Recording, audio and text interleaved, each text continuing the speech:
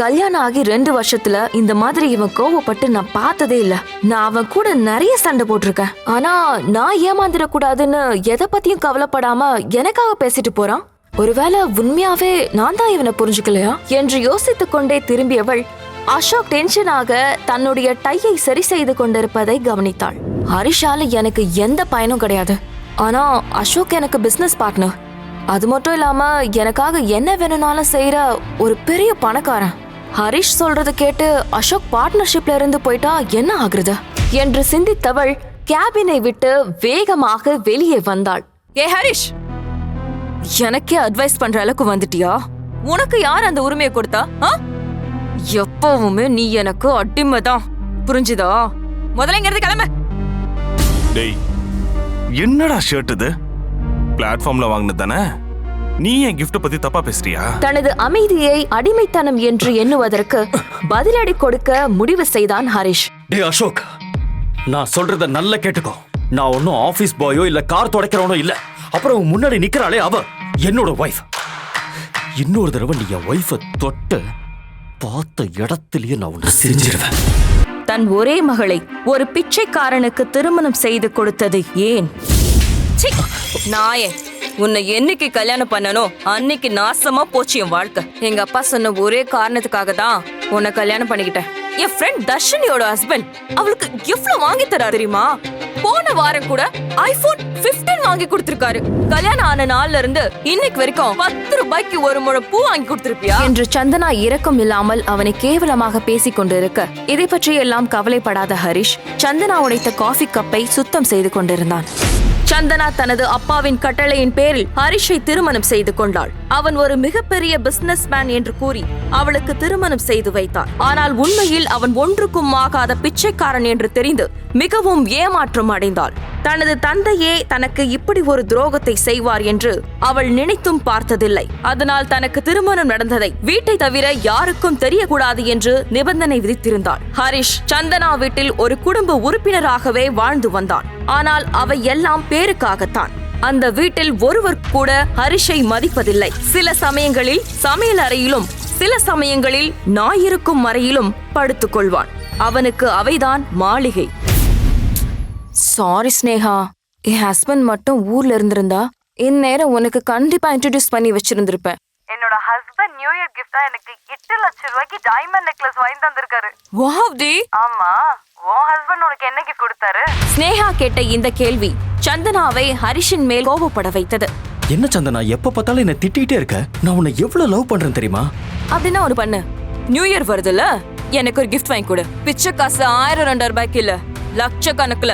ஆனா சந்தனா, என்கிட்ட அவ்வளவு காசு எங்க இருக்கு? அது மட்டும் இல்லாம அவ்வளவு காசெல்லாம் நான் என் கண்ணால கூட பார்த்தது கிடையாது. இதெல்லாம் இப்ப யோசிச்சு என்ன பிரயோஜனம்? கல்யாணத்துக்கு முன்னாடி யோசிச்சிருக்கணும். கட்டின பொண்டாட்டிக்கு ஒரு கிஃப்ட் கூட வாங்கி தர முடியல, நீ எல்லாம் ஒரு ஆம்பளை என்று கூறிவிட்டு கோபமாக சந்தனா கிச்சனை விட்டு வெளியேறினாள். சந்தனாவின் வீட்டில் புத்தாண்டு பார்ட்டி சிறப்பாக நடந்து கொண்டிருந்தது. அப்பொழுது ஹரிஷ் அனைவரின் முன்னிலையிலும் சந்தனாவுக்கு ஒரு பரிசினை கொடுத்தான். ஹரிஷ் பெரிதாக என்ன பரிசு கொடுக்க போகிறான் என்று எந்த ஆச்சரியமும் இன்றி அவன் நம்பிக்கையோடு அதை பிரித்து பார்த்த சந்தனா அந்த பெட்டியின் உள்ளே ஒரு அழகான காஸ்ட்லியான டைமண்ட் வாட்ச் இருந்ததை பார்த்து திகைத்து போனாள். இது பிரான்ஸ்ல தயாரிக்கிறது. டூப்ளிகேட்டா இல்ல திருட்டிட்டு வந்தியா என்று அவனை அசிங்கப்படுத்த ஏமாற்றத்துடன் சிறு புன்னகையோடு திரும்பிச் சென்றான் ஹரிஷ். இதை பார்த்த அங்கிருந்த அனைவரும் அதிர்ச்சியில் இருக்க சந்தனாவின் அம்மா மட்டும் அந்த பிச்சைக்காரன் ஒரிஜினல் வாட்ச் கொடுக்க வாய்ப்பே இல்லை என்று கூற அதை பற்றி யோசித்துக் கொண்டே குழப்பத்தில் மூழ்கி போனாள் சந்தனா. மறுநாள் மிகவும் ஸ்டைலான உடை அணிந்து சந்தனா அந்த வாட்ச் ஷோரூமின் கண்ணாடி கதவை திறந்து கொண்டு உள்ளே நுழையும் பொழுது அவளுடைய கையில் இருக்கும் வாட்ச் ஜொலித்தது. மேடம், நீங்க ராஜேஸ்வரன் சார் குடும்பத்தை சேர்ந்தவங்களா? You mean the great businessman Mr. Rajeswaran? Yes. அவர் இது வரைக்கும் யாரும் பார்த்தது கூட இல்ல. உங்க கையில கட்டிருக்கீங்களே இந்த வாட்ச், இது ஒரு ஸ்பெஷல் எடிஷன். இந்த வாட்ச்ல இருக்கிற டைமண்ட் டிசைன் இது எல்லாமே ஒரிஜினல்ல மட்டும்தான் இருக்கும். அது மட்டும் இல்லாம இந்த வாட்ச் நேத்து தான் ரிலீஸ் ஆயிருக்கு. இந்தியாலயே பாத்தீங்கன்னா 2 வாட்ச் தான் சேல் ஆயிருக்கு. அதுவும் ராஜேஸ்வரன் சார் குடும்பத்தை சேர்ந்தவங்க தான் வாங்கியிருக்காங்க. அதான் கேட்டேன் மேடம். அந்த வாட்ச் ஷோரூம் மேனேஜர் இவ்வாறு கூற குழப்ப மிகுதியில் அப்படியே அமைதியாக யோசித்தபடி இருந்தார். சில நாட்களில் அதை பற்றி மறந்தே போன சந்தனா அன்று வழக்கம் போல் அலுவலகம் செல்ல தயாரானார். ஏ தண்டசோரு, சும்மா தானே இருக்க வீட்ல. எனக்கு மீட்டிங்க்கு டைம் ஆயிடுச்சு. என் ஃபைல்ஸ்லாம் தூக்கிட்டே உடனே ஆபீஸ்க்கு வா. சந்தனா அசோக்கை கேஷுவலாக ஹக் செய்வதை பார்த்த கடுப்பில் உள்ளே நுழைந்த ஹரிஷை ஒரே சொடுக்கில் வெளியே நிற்க செய்தாள் சந்தனா. எங்க போயிருந்த? நான் உனக்காக 1 hour வெயிட் பண்ணிட்டு இருந்தேன். சாரி அசோக், மார்னிங் வீட்ல இருந்து கிளம்புறதுக்கே லேட் ஆயிடுச்சு என்று சந்தனா பேச பேச அவளை குறும்புடன் பார்த்து ரசிக்கும் அசோக் அவளை கவரும் விதமாக பேச சந்தனா அலட்டிக் கொள்ளாமல் அதை ரசித்துக் கொண்டிருந்தாள். என்ன அசோக், ஒரே ஹாப்பியா இருக்க? ஜாக்பாட் ஏதாவது வின் பண்ணிட்டியா? உன்னை விட எனக்கு வேற என்ன வேணும்? நீ தான் எனக்கு ஜாக்பாட் என்ற சந்தனா அதை ரசித்த வண்ணம் வெட்கப்பட்டு சிரித்துக் கொண்டிருந்தாள். அவள் வெட்கப்படும் அந்த நொடியை பயன்படுத்தி ஒரு பெரிய கிஃப்ட் பேக்கை எடுத்து சந்தனாவிடம் கொடுத்தான். அதில் என்ன இருக்கின்றது என்று தெரியாமல் சந்தனா ஆர்வமாக அவனை பார்க்க அசோக் அதை பிரித்து பார்க்கும்படி செய்கை செய்தான். அதன் உள்ளே ஒரு விலை உயர்ந்த பிராண்டட் ஹேண்ட்பேக் இருந்தது. இது பாலிவுட் செலிபிரிட்டிஸ் மட்டும் யூஸ் பண்ற பேக். இதோட விலை 60 லட்சம். வாட்? 60 lakhs-ஆ? ம். அப்ப இன்னில இருந்து நானும் ஒரு செலிபிரிட்டியா? இன்னில இருந்து இல்ல, நீ என்னைக்குமே செலிபிரிட்டி தான். அவர்கள் பேசிக் கொண்டிருப்பதை கோபத்தோடு பார்த்து கொண்டிருந்த ஹரிஷ் எந்த முன்னறிவிப்பும் இன்றி உள்ளே நுழைந்தான். சந்தனா, இது ஒரிஜினல் இல்ல, டூப்ளிகேட். ஏய், உனக்கு இந்த பேக் பத்தி என்னடா தெரியும்? ஒரிஜினல் பேக்ல 6 letters இருக்கும். ஆனா இதுல 7 இருக்கு. அது மட்டும் இல்லாம இதுல கம்பெனியோட பேரும் தப்பா தான் இருக்கு. ஏய், இது உனக்கே நல்லா இருக்கா? நான் எதுக்கு உனக்கு டூப்ளிகேட் பேக்கை வாங்கி கொடுக்கணும்? கொஞ்சம் யோசிச்சு பாரு என்று அசோக் சமாளிக்க அருகில் வந்த ஹரிஷ் உரிமையாக சந்தனாவின் கைகளை பிடித்து அவளுடைய கையில் இருந்த வாட்சை தொட்டு காட்டியபடி அழுத்தமாக பேச ஆரம்பித்தான். இது வரைக்கும் நான் உனக்கு எந்த அட்வைஸும் பண்ணது கிடையாது. ஆனா இப்ப சொல்றேன், இந்த அசோக் உன்னை இம்ப்ரெஸ் பண்ணி கரெக்ட் பண்றதுக்கு சீப்பான பொருளை வாங்கிட்டு வந்து அவன் உன்னை ஏமாத்த தான் பாக்குறான். அவனை நம்பாத. என்னால மட்டும்தான் ஒரிஜினல் கிஃப்ட உனக்கு தர முடியும்.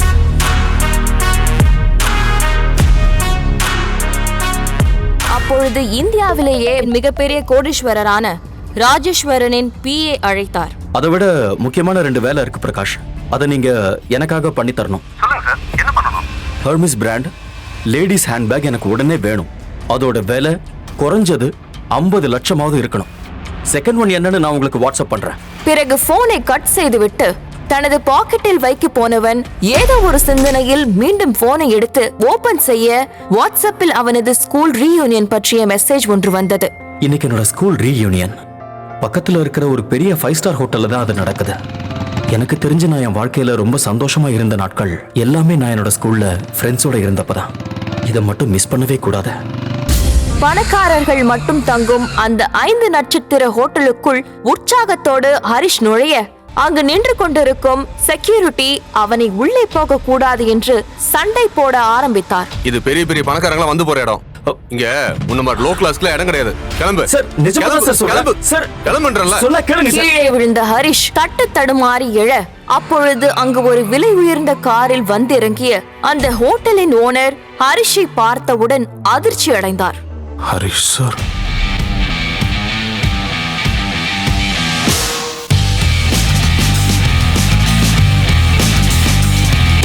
Stop it, bloody rascals! யார் மேல கை வச்சிருக்கீங்க? I'll shoot every one of you, bloody. Sir, Harish sir. ஐயோ வேண்டாம் சார், இவங்களுக்கு என்ன தெரியும், விடுங்க சார். வாங்க சார்.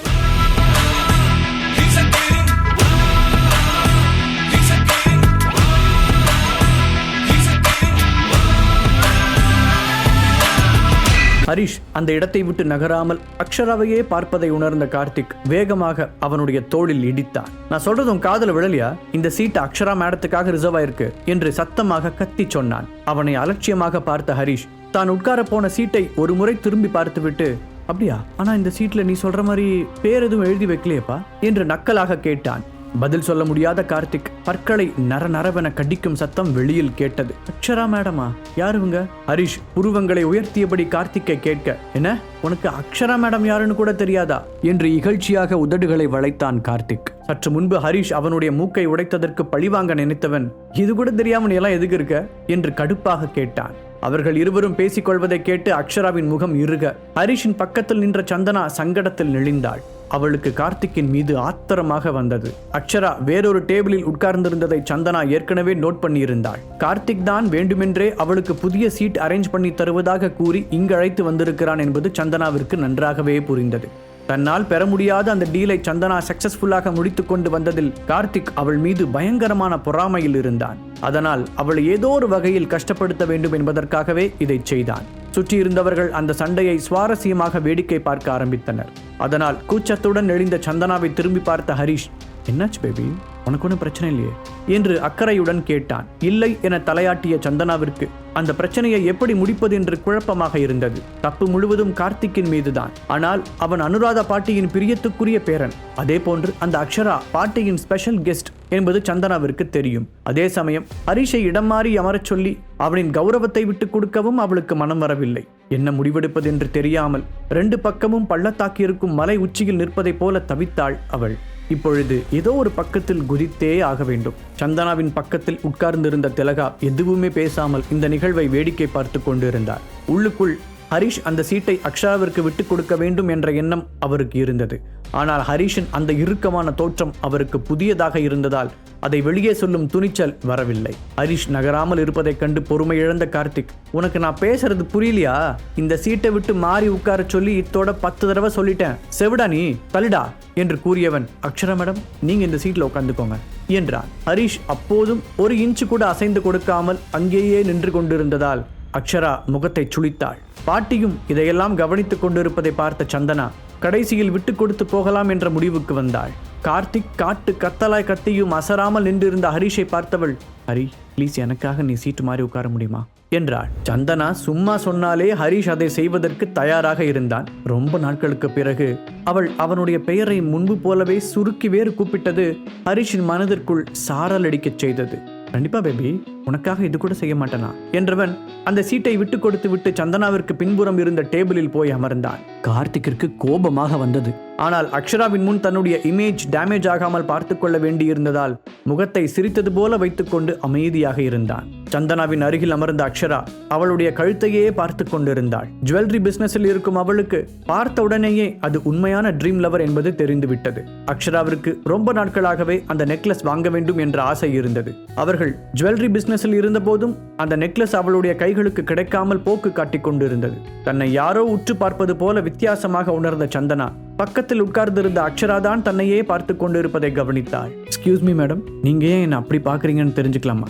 என்கிட்ட ஏதாவது தப்பா இருக்கா என்று கேட்டாள். அச்சோ சாரி, அதெல்லாம் ஒன்றும் இல்லை. நான் உங்க கழுத்தில் இருக்கிற ட்ரீம் லவர் நெக்லஸை தான் பார்த்துக்கிட்டு இருந்தேன். இதை நீங்க எங்க வாங்கினீங்கன்னு சொல்ல முடியுமா? நான் ரொம்ப நாளா தேடிக்கிட்டு இருக்கேன், எனக்கு கிடைக்கவே இல்லை என்றவளின் குரலில் பொறாமை பளிச்சென தெரிந்தது. சந்தனாவிற்கு ஆச்சரியமாக இருந்தது. அக்ஷராவின் ஃபேமிலி பிசினஸ் என்ன என்பது அவளுக்கு தெரியும். அவர்களாலேயே வாங்க முடியாத ஒன்று தன்னிடம் இருப்பதை நினைத்து அவளுக்கு பெருமையாக இருந்தது. அக்ஷரா போன்ற ஒரு பெண் தன்மேல் பொறாமைப்படுவாள் என்று அவள் ஒரு நாளும் நினைத்து பார்த்ததில்லை. இந்த ஃபீலிங் சந்தனாவிற்கு ஒரு விதமான சந்தோஷத்தை கொடுத்தது. இது என்னோட ஃப்ரெண்ட் ஒருத்தர் கிஃப்டா கொடுத்தது என்று பதிலளித்தாள் சந்தனா. புரிந்து கொண்டது போல தலையசைத்த அக்ஷரா, எனக்கு நீங்க ஒரு ஹெல்ப் பண்ண முடியுமா? உங்க ஃப்ரெண்டு கிட்ட சொல்லி இதே மாதிரி இன்னொரு நெக்லஸ் வாங்கி தர சொல்லணும். அவர் எனக்கு ஒன்றும் கிஃப்டா வாங்கி தர வேண்டாம். இந்த நெக்லஸுக்கு என்ன ரேட் ஆகுமோ அதை விட டபுள் மடங்கா நான் பே பண்ணிடுறேன் என்றாள். என்ன டபுள் மடங்கா? சந்தனாவும் அக்ஷராவும் பேசுவதை கேட்டுக்கொண்டிருந்தவர்கள் அதிர்ச்சியில் நெஞ்சை பிடித்தார்கள். ஒரு ட்ரீம் லவர் நெக்லஸின் விலையே கிட்டத்தட்ட 30 கோடி என்று அவர்கள் கேள்விப்பட்டு இருந்தார்கள். அதன் டபுள் மடங்கு என்றால் 60 கோடி. அங்கிருந்த பலரின் சொத்து மதிப்பு கூட அவ்வளவு தேராது. அக்ஷரா குடும்பத்தின் ஸ்டேட்டஸ் எந்த அளவிற்கு ஸ்ட்ராங் ஆனது என்பது அவர்களுக்கு புரிந்தது. திலகா தன் மகள் எதுவும் பேசாமல் வாயடைத்து போய் அமர்ந்திருப்பதை பார்த்து டேபிளுக்கு அடியில் அவளுடைய காலை மெதுவாக உதைத்தார். நீ எப்படி சில மாதிரி உட்கார்ந்துருக்க? அவங்க கேட்டதுக்கு பதில் சொல்லு திலகா கூற தன் தாயை நிமிர்ந்து பார்த்தாள் சந்தனா. அதன் பிறகுதான் அங்கிருந்த அனைவரும் அவளைத்தான் பார்த்து கொண்டிருக்கிறார்கள் என்பதை உணர்ந்தாள். வேறு வழியில்லாமல் தன்னுடைய ஹேண்ட்பேக்கில் இருந்து போனை வெளியே எடுத்தாள் அவள். அவளது கான்டாக்ட் லிஸ்டில் அசோக்கின் நம்பரை தேடி எடுத்தவள் அவனுக்கு கால் செய்துவிட்டு காத்திருந்தாள். ஹரிஷ் சந்தனா செய்வதை அமைதியாக வேடிக்கை பார்த்து கொண்டிருந்தான். அவனுக்கு சிரிப்பு தான் வந்தது. அவள் யாருக்கு போன் செய்கிறாள் என்பதை அவனால் கெஸ் பண்ண முடிந்தது. அவனுடைய கெஸ்ஸிங் சரியாக இருந்தால் அது அசோக்காகத்தான் இருக்கும் என்று நினைத்தான். அக்ஷரா அவளையே ஆர்வமாக பார்த்து கொண்டிருப்பதை கவனித்த சந்தனா போனை ஸ்பீக்கரில் வைத்தாள். திலகா மகளின் போனை எட்டி பார்க்க அதில் அசோக்கின் பெயர் தெரிந்தது. அதை பார்த்த அவரின் முகம் சுருங்கியது. ஹரிஷ் இருக்கும் திசையை பார்த்தவர், என்ன அசோக் தான் அதை வாங்கி கொடுத்தானா? இந்த விஷயம் ஹரிஷுக்கு தெரிஞ்சா என்ன ஆகும் என்று கவலைப்பட்டார். ட்ரீம் லவர் நெக்லஸை பற்றி எல்லாம் அதிகம் கேள்விப்படாத அவர் அது ஏதோ ஒரு காஸ்ட்லியான பொருள் என்று மட்டும்தான் நினைத்திருந்தார். இன்றைக்கு அங்கே இருந்தவர்கள் 30 கோடி 60 கோடி என்ற போதுதான் அதனுடைய மதிப்பு என்ன என்பதே அவருக்கு புரிந்தது. ஒரு பாரில் அமர்ந்து ட்ரிங்க்ஸ் குடித்துக் கொண்டிருந்த அசோக்கின் போன் திடீரென அடித்தது. ராஜேஸ்வரன் குடும்பத்தைச் சேர்ந்த ஒருவரை அவன் காயப்படுத்தியதால் அசோக்குடனான பிசினஸ் கனெக்ஷனை தொடர விரும்பவில்லை என்று அவர்கள் கூறிவிட்டார்கள். இதனால் அசோக்கின் பினான்சியல் நிலைமை மிக மோசமாக மாறியிருந்தது. அதோடு அவருடைய கம்பெனியில் வரி ஏய்ப்பு செய்யப்பட்டது கண்டுபிடிக்கப்பட அசோக்கின் பெரும்பான்மையான சொத்துக்கள் முடக்கப்பட்டது. இதனால் ஒரே ராத்திரியில் கிட்டத்தட்ட நடு தெருவுக்கு வந்திருந்தான் அவன். அதில் கொடுமை என்னவென்றால், இதுவரை ராஜேஸ்வரன் குடும்பத்தைச் சேர்ந்த யாரை காயப்படுத்தினான் என்பதை அவனால் கண்டுபிடிக்கவே முடியவில்லை. அந்த சோகத்தை தான் குடித்து ஆற்றிக் கொண்டிருந்தான். அதனால் போன் அடித்த போது அதன் டிஸ்பிளேவில் தெரிந்த பெயரை கூட பார்க்காமல் போனை ஆன் செய்து காதில் வைத்தான். ஹலோ, யாரது? லேசான குளறலுடன் அவன் கேட்க ஸ்பீக்கரில் போட்டு இருந்த சந்தனாவிற்கு ஒரு நிமிடம் தர்ம சங்கடமாக இருந்தது. என்னவன் எப்பவுமே நம்ம கிட்ட ரொம்ப சாஃப்டா தானே பேசுவான், இன்னைக்கு என்ன வாய்ஸ் ஒரு மாதிரியா இருக்கு என்று நினைத்தவள், அசோக், நான் தான் சந்தனா பேசுறேன் என்று கூறினாள். சந்தனா தன் பெயரை கூறியவுடன் இருண்டு கிடந்த அசோக்கின் முகத்தில் 1000 வாட்ஸ் பல்ப் எரிந்தது. சாரி சந்தனா, நான் கொஞ்சம் ஸ்ட்ரெஸ்ல இருந்தேன், அதான் கொஞ்சம் ஹார்ஷா ஆன்சர் பண்ணிட்டேன். சொல்லு, என்ன விஷயம் என்றான். அசோக், நீ எனக்கு ஒரு ஹெல்ப் பண்ணணும். என் ஃப்ரெண்டுக்காக இன்னொரு ட்ரீம் லவர் நெக்லஸ் வாங்கி தர முடியுமா என்று கேட்டாள். நீ அந்த ஃபேக் ட்ரீம் லவர் நெக்லஸை பத்தி கேட்கிறியா என்றான் அவன். என்ன ஃபேக்கா? சந்தனா முகம் சுளித்து போனை பார்த்தாள். அக்ஷராவும் அதை ஆச்சரியமாக பார்த்தாள். சந்தனா போட்டு இருப்பது நிச்சயம் போலியாக இருக்க முடியாது. நகையை பற்றி நன்கு தெரிந்த அவளின் கணிப்பு நிச்சயம் தப்பாக இருக்காது. கண்டிப்பாக அது ஒரிஜினல் தான். அசோக் அந்த பக்கம் பெருமூச்சு விட்டான். ஆமா, அது காப்பி தான். ஆனா உன் ஹஸ்பண்ட் தான் அதை தூக்கி எரிஞ்சிட்டானே. நல்ல வேளை அது உடையில. நான் பத்திரமா எடுத்துட்டு வந்து வீட்டுல வச்சிருக்கேன். உனக்கு வேணும்னா இப்பவே அனுப்பி வைக்கிறேன் என்றான். அதை கேட்டு சந்தனா நம்ப முடியாத குழப்பத்தில் இருந்தாள். இந்த நெக்லஸ் அசோக் கொடுக்கலன்னா அப்புறம் யார் கொடுத்திருப்பா? நமக்காக இவ்வளோ அமௌண்ட் செலவு பண்ணி இந்த காஸ்ட்லியான கிஃப்டை யார் வாங்கியிருப்பாங்க? அவளால் கண்டுபிடிக்க முடியவில்லை. போனை கட் செய்த சந்தனா அக்ஷராவின் முகத்தை நிமிர்ந்து பார்க்கவே சங்கடப்பட்டாள். அக்ஷராவின் முகத்தில் ஏமாற்றம் வெளிப்படையாக தெரிவதை கண்டவள், ஐம் சாரி மேம், இந்த நெக்லஸ் எனக்கு யார் கிஃப்ட் பண்ணாங்கன்னே தெரியல என்று வெட்கத்துடனும் சங்கடத்துடனும் சொன்னாள். இட்ஸ் ஓகே சந்தனா, எனக்கான ட்ரீம் லவரை கண்டுபிடிக்கிற நேரம் இன்னும் வரலன்னு நினைக்கிறேன் என்று சொன்ன அக்ஷரா ஒரு பெருமூச்சுடன் திரும்பிக் கொண்டாள். இப்போது சந்தனாவிற்குத்தான் ஒரே கன்ஃபியூஷனாக இருந்தது. அதற்குள் பார்ட்டி தொடங்கிவிட்டதால் எல்லோரும் சாப்பிட ஆரம்பித்தார்கள். சந்தனா சாப்பிட ஆர்வமே இல்லாமல் தட்டில் இருந்த ஃபுட்டை கிளறிக் கொண்டிருந்தாள். அப்போது எதேச்சையாக ஹரிஷை பார்த்த சந்தனாவிற்கு, நான் உனக்கு உண்மையான ட்ரீம் லவர் நெக்லஸை வாங்கி தரேன் என்று அவன் சொன்னது நினைவுக்கு வந்தது. அப்போ ஒருவேளை ஹரிஷா இருக்குமோ? இத்தனை நாட்களில் முதல் முறையாக அவளுக்கு ஒரு உருப்படியான சந்தேகம் வந்தது. இப்ப கூட 4 crores ஈஸியா கொண்டு வந்து கொடுத்தானே, அப்ப அவன் தானோ? சேச்சா, இருக்காது. இப்பதான் யார்கிட்டயோ 4 crores கடனா வாங்கியிருக்கான். அப்படி இருக்கும்போது எப்படி அவனால ட்ரீம் லவர் நெக்லஸுக்கு தனியா செலவு பண்ணியிருக்க முடியும்? வாய்ப்பில்லை. ரொம்ப நேரமாக இதை பற்றியே யோசித்த சந்தனா அந்த நெக்லஸை ஹரிஷ் வாங்கியிருக்க முடியாது என்ற தப்பான முடிவுக்கு வந்தாள். அதே சமயம் அக்ஷராவை பார்த்த ஹரிஷுக்கு அவளை எங்கு பார்த்தோம் என்று ஞாபகம் வந்துவிட்டது. தியானா மீடியாவோடு கோஆபரேட் செய்ய பல கம்பெனிகள் இன்ட்ரெஸ்டாக முன் வந்தார்கள். அவனுடைய PA நிகிதா அவர்களின் டீட்டெயில்ஸ் மற்றும் போட்டோக்களை சேகரித்து ஒரு ஃபைலாக அவனிடம் கொடுத்திருந்தாள். அதில் அக்ஷராவின் ஃபேமிலி போட்டோவும் இருந்தது. அவர்களின் கம்பெனியும் தியானாவோடு இணைந்து வேலை செய்வதற்காக ப்ரப்போசல் அனுப்பியிருந்தார்கள். அக்ஷராவின் முகம் ஈஸியாக மனதில் பதியக்கூடியது என்பதால் அவனுக்கு அரைகுறையாக ஞாபகம் இருந்தது. அக்ஷரா இந்த சின்ன வயதிலேயே அவர்களுடைய கம்பெனியின் டெப்டி பிரசிடென்டாக பொறுப்பில் இருந்தாள். அதற்கான திறமையும் அவளிடம் இருந்தது. ஹரிஷ் அவளை சற்று ஆர்வத்துடன் கவனித்தான். அவளுடைய ட்ரெஸ் மட்டும் காஸ்ட்லியானதல்ல, அவள் விரலில் போட்டு இருந்த அந்த சிம்பிளான ரிங்கின் விலை சென்னையின் சென்டரான இடத்தில் ஒரு 4 BHK அபார்ட்மெண்ட் வாங்குவதற்கு போதுமானது. மற்றவர்கள் அதை கவனிக்காமல் இருக்கலாம், பட் ஹரிஷால் ஒரு பார்வையில் அதை சொல்லிவிட முடியும். அக்ஷரா அணிந்திருந்த அந்த மோதிரம் ஒரு ஆன்டிக் ஜுவல்லரி. ஹரிஷ் இதை பற்றியெல்லாம் தெரிந்து வைத்திருப்பதற்கு காரணம் அவன் சிறு வயதிலிருந்தே தன் தாத்தாவுடன் இருந்ததுதான். ஹரிஷ் விவரம் தெரிந்த வயதிலிருந்தே பல்வேறு பிசினஸ் உரையாடல்களுக்கு மத்தியில் தான் வளர்ந்தான். அதோடு பயிற்சியின் மூலமாக ஹரிஷ் இன்னொரு ஸ்பெஷலான திறனையும் பெற்றிருந்தான். இந்த மாதிரியான பழங்கால பொருட்களை கண்டறிந்து மதிப்பிடுவது பற்றி அறிந்து கொள்ள அவனுடைய 10 வயதிலிருந்து கிட்டத்தட்ட 3 வருடங்களை உலக அளவில் பெயர் பெற்ற ஒரு அப்ரைசருடன் செலவிட்டிருந்தான். அக்ஷரா அணிந்திருந்த ரிங் ஒரு யூனிக் டிசைனை கொண்டிருந்தது. பியோர் கோல்டு பயன்படுத்தி செய்யப்பட்ட அந்த மோதிரத்தில் ஒரு சிறிய தங்க பூவின் மத்தியில் ஒரிஜினல் ரூபி கல் பதிக்கப்பட்டிருந்தது. அது ஏதோ ஒரு அரச குடும்பத்தைச் சேர்ந்தது என்பதை ஹரிஷால் கண்டறிய முடிந்தது. அந்த ஒற்றை ரூபிக்கல் அதிர்ஷ்டத்தின் அடையாளமாக பார்க்கப்படுகிறது. அடுத்ததா சந்தனாவுக்கு இதே மாதிரி ஒரு ஸ்பெஷலான ரிங் வாங்கி தரணும். ஹரிஷ் மனதிற்குள் நினைத்துக் கொண்டிருக்கும் போது அனுராதா ஸ்டேஜில் ஏறினார். ஒரு பெரிய சிரிப்புடன் அவர் பேச ஆரம்பித்தார். எல்லாரும் கொஞ்சம் அமைதியா இருங்க. இப்ப சந்தனா தியானா மீடியா கூட சக்சஸ்ஃபுல்லா நடந்த பிசினஸ் டீலிங்கோட சீக்ரெட்டை பத்தி நம்ம கூட ஷேர் பண்ணிக்க போறா. சந்தனா, ஸ்டேஜுக்கு வாமா. நீ எப்படி அதை சாதிச்சேன்னு எங்க எல்லார்கிட்டையும் சொல்லு. அதை பத்தி தெரிஞ்சுக்க நாங்க ரொம்ப ஆர்வமா இருக்கோம் என்றார். எல்லோருடைய பார்வையும் இப்பொழுது சந்தனாவின் மீது இருக்க பதட்டத்துடன் எழுந்து நின்றவள் ஸ்டேஜுக்கு செல்லவில்லை. நின்ற இடத்திலிருந்தே ஒரு கூச்சத்துடன் பாட்டியை பார்த்து அவள் பேச தயாரானாள். சந்தனா என்ன சொல்ல போகிறாள் என ஹரிஷும் சந்தனா தயக்கத்துடன் பேசத் தொடங்கினாள். அதுல சீக்ரெட்டெல்லாம் எதுவும் இல்லை பாட்டி. நான் போன அன்னைக்கு கம்பெனியோட சிஇஓவை பார்க்க முடியல.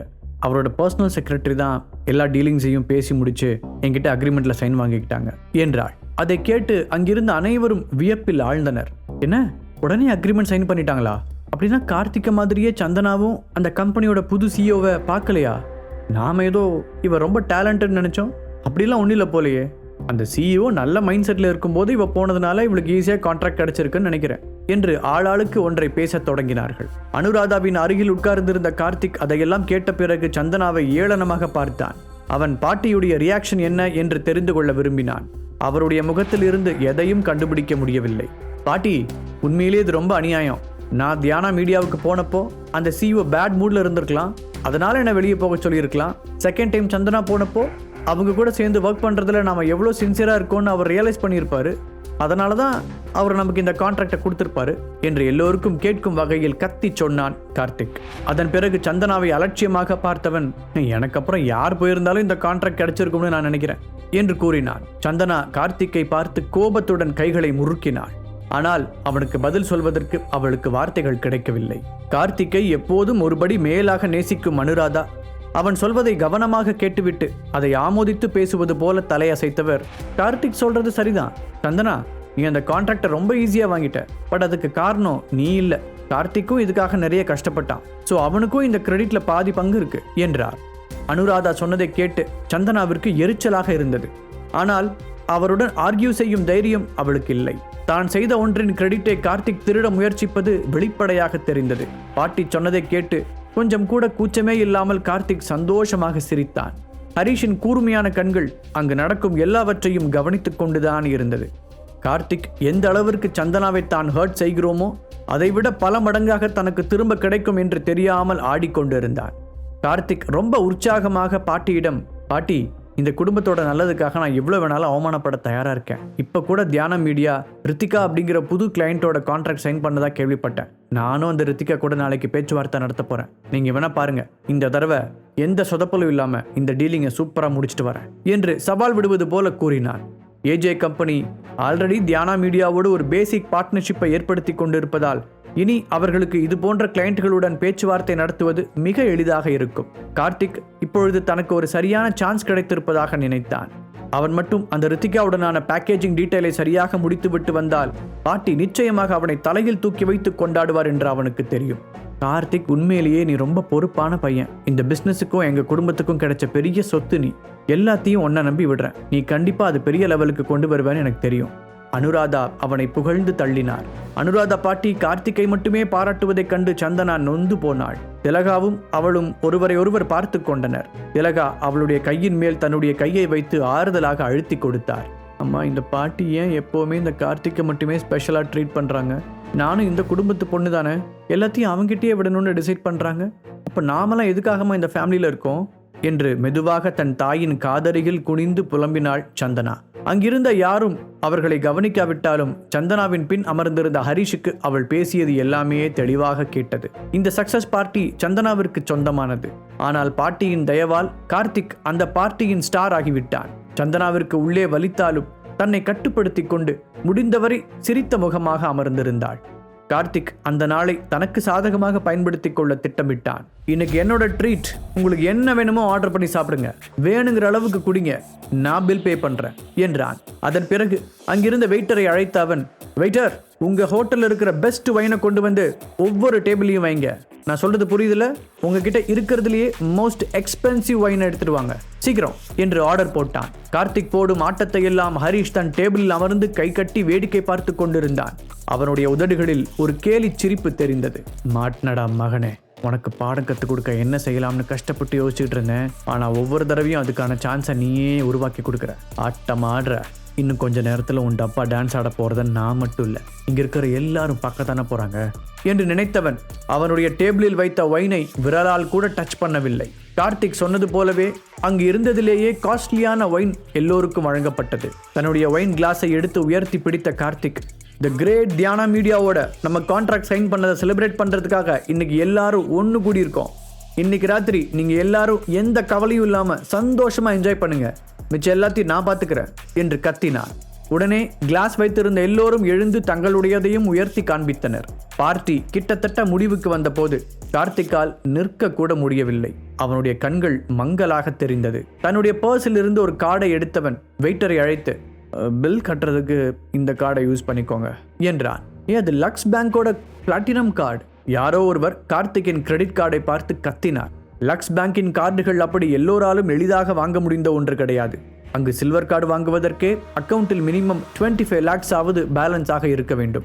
அதுவே கோல்டன் கார்டு என்றால் 50 lakhs.